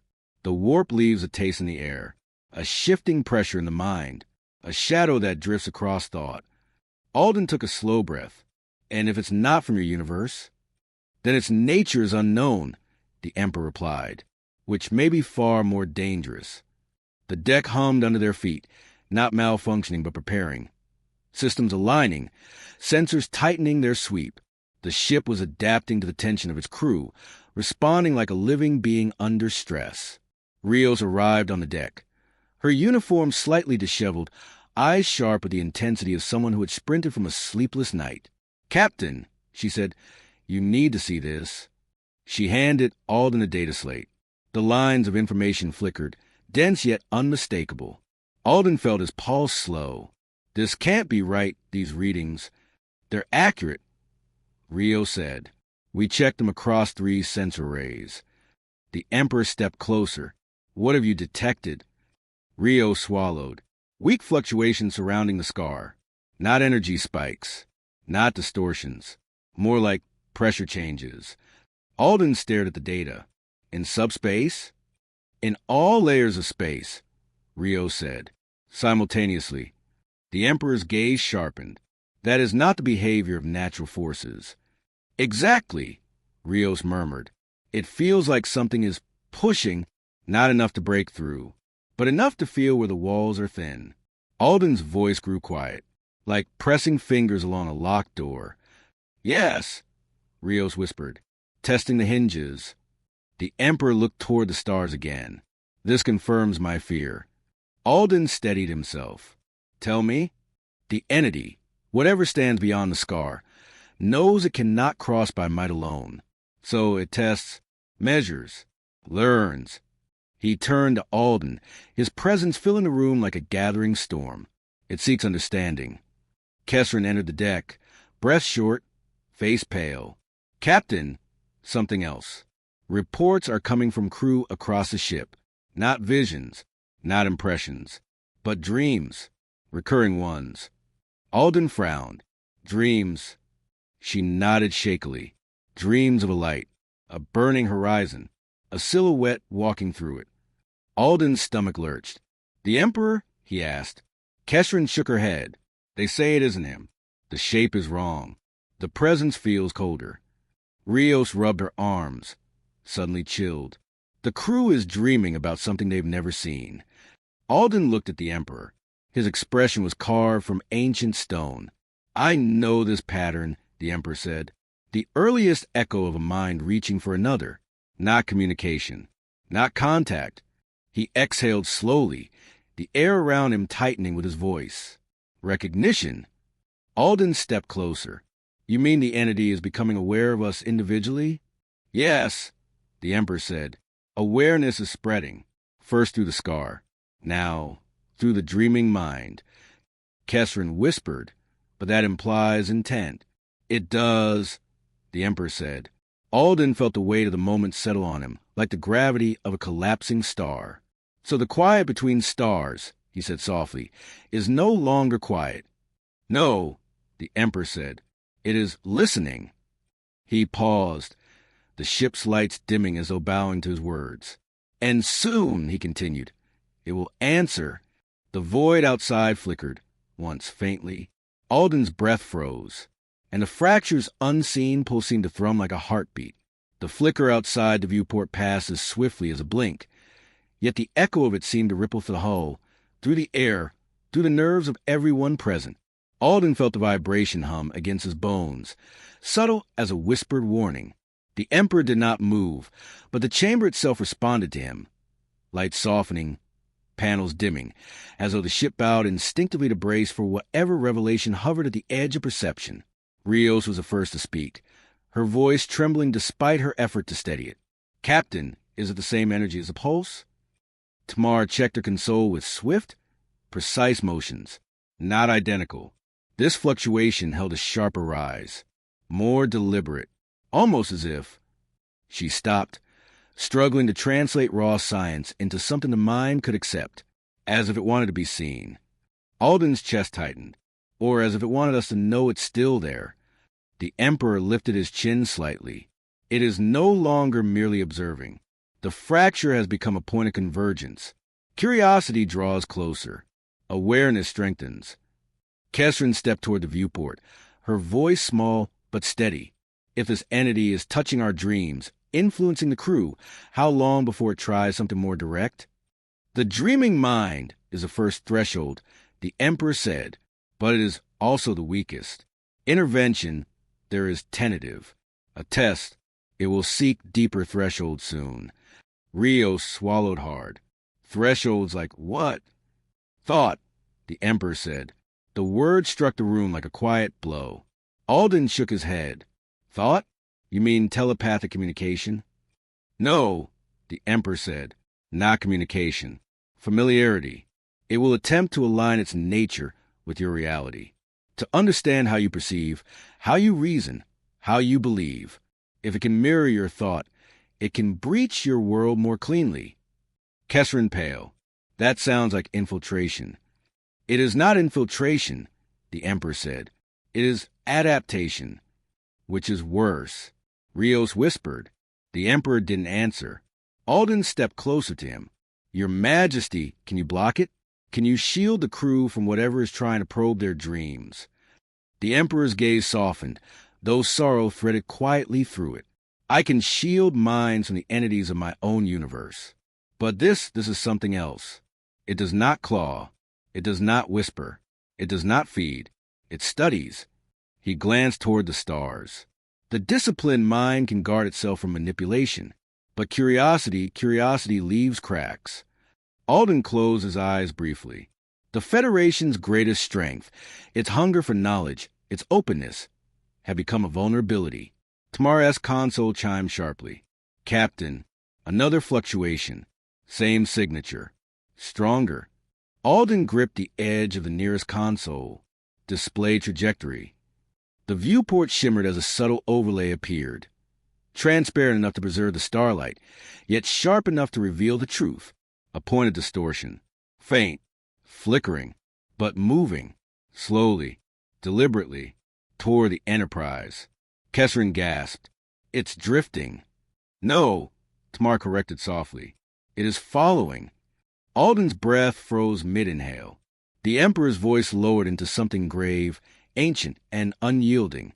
The entity has learned enough to seek proximity. The fracture called to it. My crossing confirmed something exists beyond its realm. Now it approaches the nearest resonance. Alden stared out at the drifting point. unease compiling into something heavier. Responsibility, inevitability, the sense of a tide rising against a quiet shore. Why us, he asked. Why not the fracture's original coordinates? Because the scar is fading, the Emperor said. Frail, unstable. But he rested a hand against the viewport, and for a moment the starlight curled against his palm like living fire. I am not fading. Kesrin took a step back. So it's coming because of you. It is coming because I crossed, the Emperor corrected. The act itself is what it seeks, not the being who committed it. Alden forced his breath steady. Can we evade it? You cannot evade a question, the Emperor said. Only delay its answer. The distortion pulsed. Once, like a heartbeat, Rios whispered, Captain, it's accelerating. Alden turned to the Emperor. What is it going to do when it reaches us? The Emperor looked at him with an expression carved from centuries of battles, sacrifices, and impossible truths. That, he said quietly, depends on the nature of its curiosity. He paused. And whether it recognizes his galaxy as a sanctuary. The distortion flickered brighter, or as an opportunity. Alden's pulse hammered in his chest. The hum of the ship shifted, systems bracing, sensors focusing. Rio stepped closer, her voice barely holding. Captain, orders? Alden swallowed the storm rising inside him. Open a channel, he said. Prepare for contact. Tamar hesitated. Captain, with something we cannot define?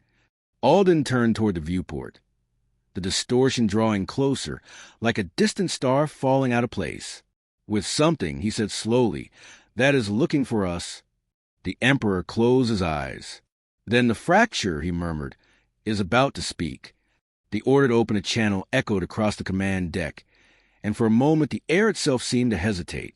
Panels flickered awake, comm relays extending their reach into the void like careful hands. The ship's heartbeat, steady, disciplined, grew louder in the silence that followed, each pulse a reminder of the living minds aboard, each beat a quiet plea for meaning in what approached. Alden stood at the center of it all, shoulders squared, breath slow, but waited. His voice carried the steady tone of a man accustomed to facing the unknown. Yet beneath it ran a current of something quieter, older, instinct. The ancient instinct that arises when wonder meets danger and cannot tell the difference. Channel open, Tamar said softly, but nothing answered. No signal, no sound, not even a faint hiss of empty space. Instead, the distortion ahead shimmered again, expanding subtly, as though acknowledging their attempt. Its form was a shape, not truly, more like the suggestion of a ripple, a bruise in the fabric of the cosmos.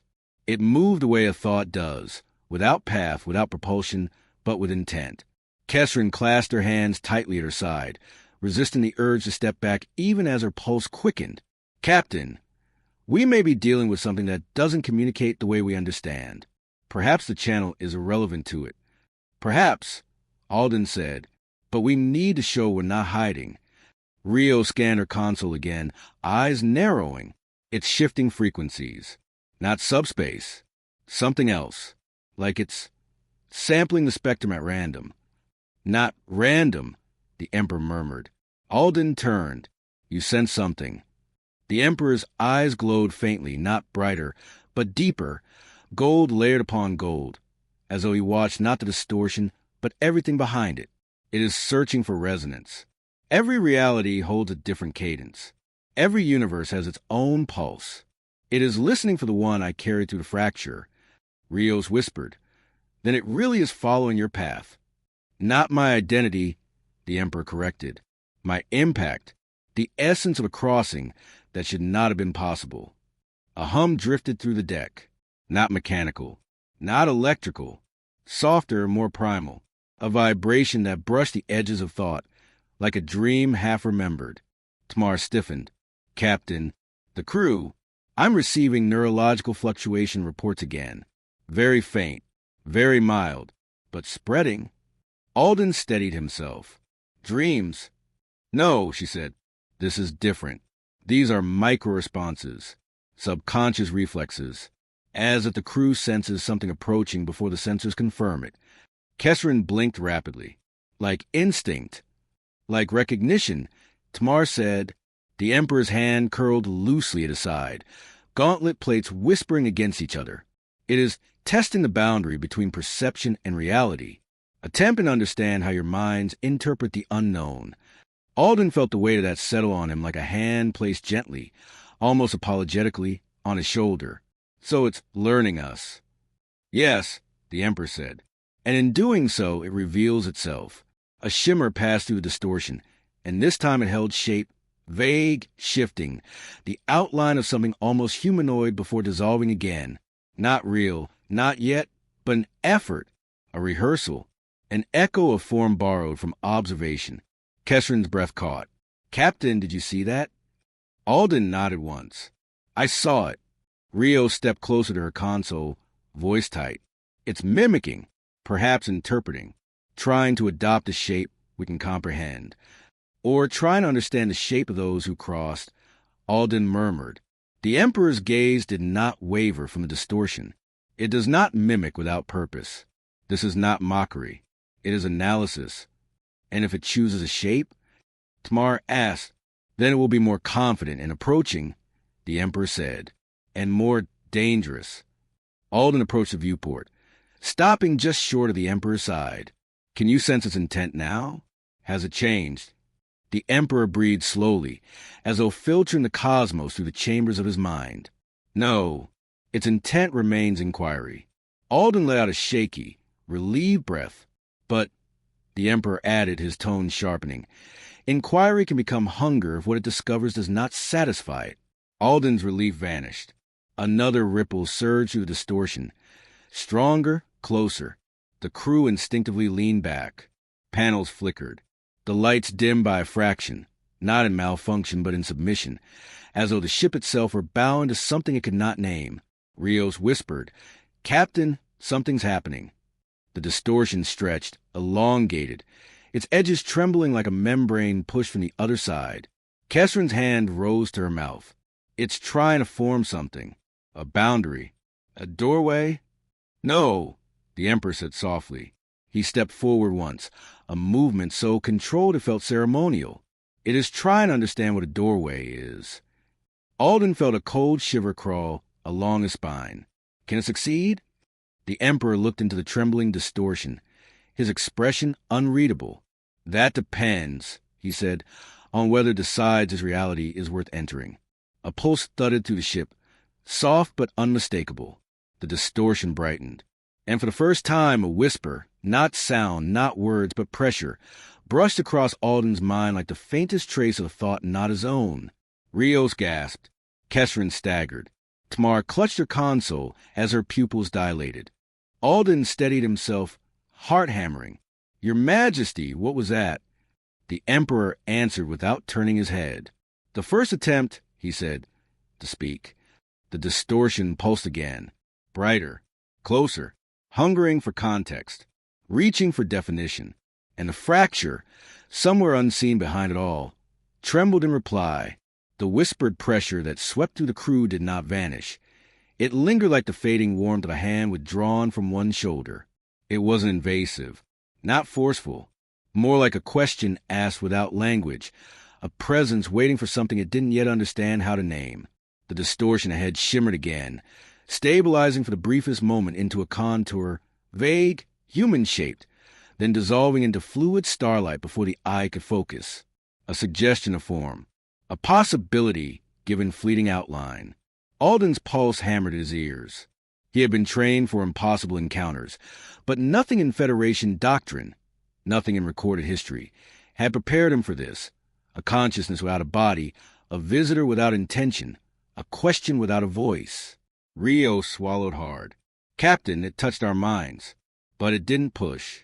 It didn't probe. It just brushed. Like a greeting, Kesrin whispered. Or a test, Tamar said, her voice low, her gaze locked on the shifting distortion. Alden forced air into his lungs. The Emperor remained utterly still, the only unmoving point in a world trembling toward transformation. What was it seeking? Alden asked softly. The Emperor finally turned his gaze away from the distortion. Identification. Alden frowned. Of us, or of you, of the boundary, the Emperor said, It does not yet understand the difference between observer and observed, between mind and matter, between self and other. Kesrin blinked rapidly. Then it's learning us through sensation? Yes, the Emperor said. Your galaxy speaks through contact, through thought, through emotion. It reaches into that mode because it sees resonance there. Alden stepped to the center of the deck. But why reach at all? Why look for us? The Emperor looked at him then, not as an ancient being addressing a mortal captain, but as one leader acknowledging another. Because something crossed the threshold, he said softly, and in every universe, thresholds invite witnesses. The distortion pulsed again, brighter, clearer. This time the light bent faintly inward, as though gravity tugged at the edges of the void. The crew tensed instinctively, their breaths sinking into something like a shared heartbeat. Sensors chimed with soft, confused alarm. Tamara's voice trembled for the first time. Captain, if it increases coherence any further, the distortion may begin imposing structure on local space. Kesrin's eyes widened.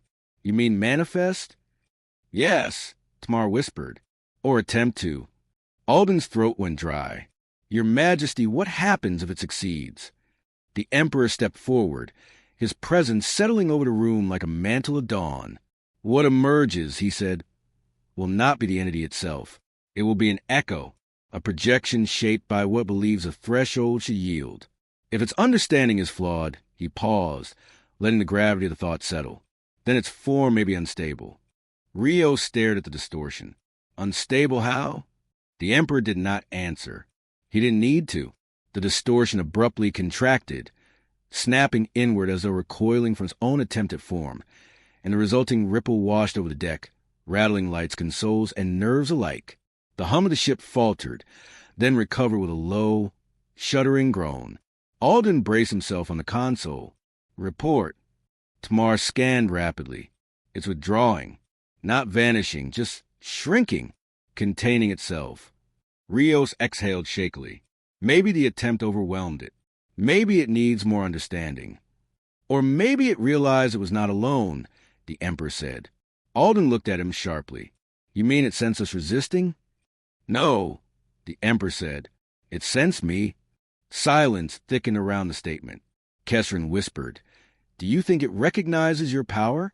Your nature? It recognizes disruption, the Emperor said. Resonance born of a being who crossed where beings should not. It expected a scar. It found a consciousness. The distortion pulse dimmed and settled back into a faint bruise of light. Alden stepped closer to viewport, feeling the moment teeter between revelation and uncertainty. Your Majesty, what does this mean for us? For our galaxy? The Emperor stood beside him, golden eyes fixed on the dwindling distortion. It means your quiet has ended, he said. Your galaxy has been noticed, observed, not with malice, not with hunger, but with curiosity, and curiosity is the first movement of every great change. Alden felt the words settle in him like the slow turning of a cosmic wheel. Will it come back? Yes, the Emperor said. Curiosity always returns. Kesrin's voice was small. And when it does, will it be the same entity?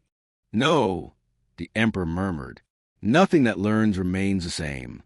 The viewport dimmed as the distortion finally faded, leaving only the steady glow of distant stars. The Emperor turned from the glass, his armor whispering in the soft light. When that day comes, he said, you will face it with the strength you choose.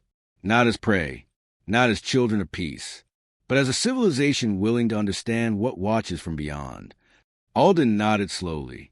And will we face it with you? The Emperor regarded him, ancient, weary, luminous. You will not face the unknown alone, he said. A quiet breath passed through the command deck, as though the ship itself accepted the oath. The void outside lay calm once more, but the calm no longer felt like innocence. It felt like anticipation.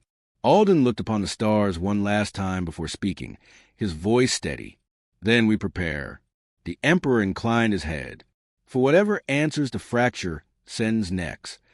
And the chapter, this strange chapter of two realities touching, closed on the quiet hum of a universe forever changed.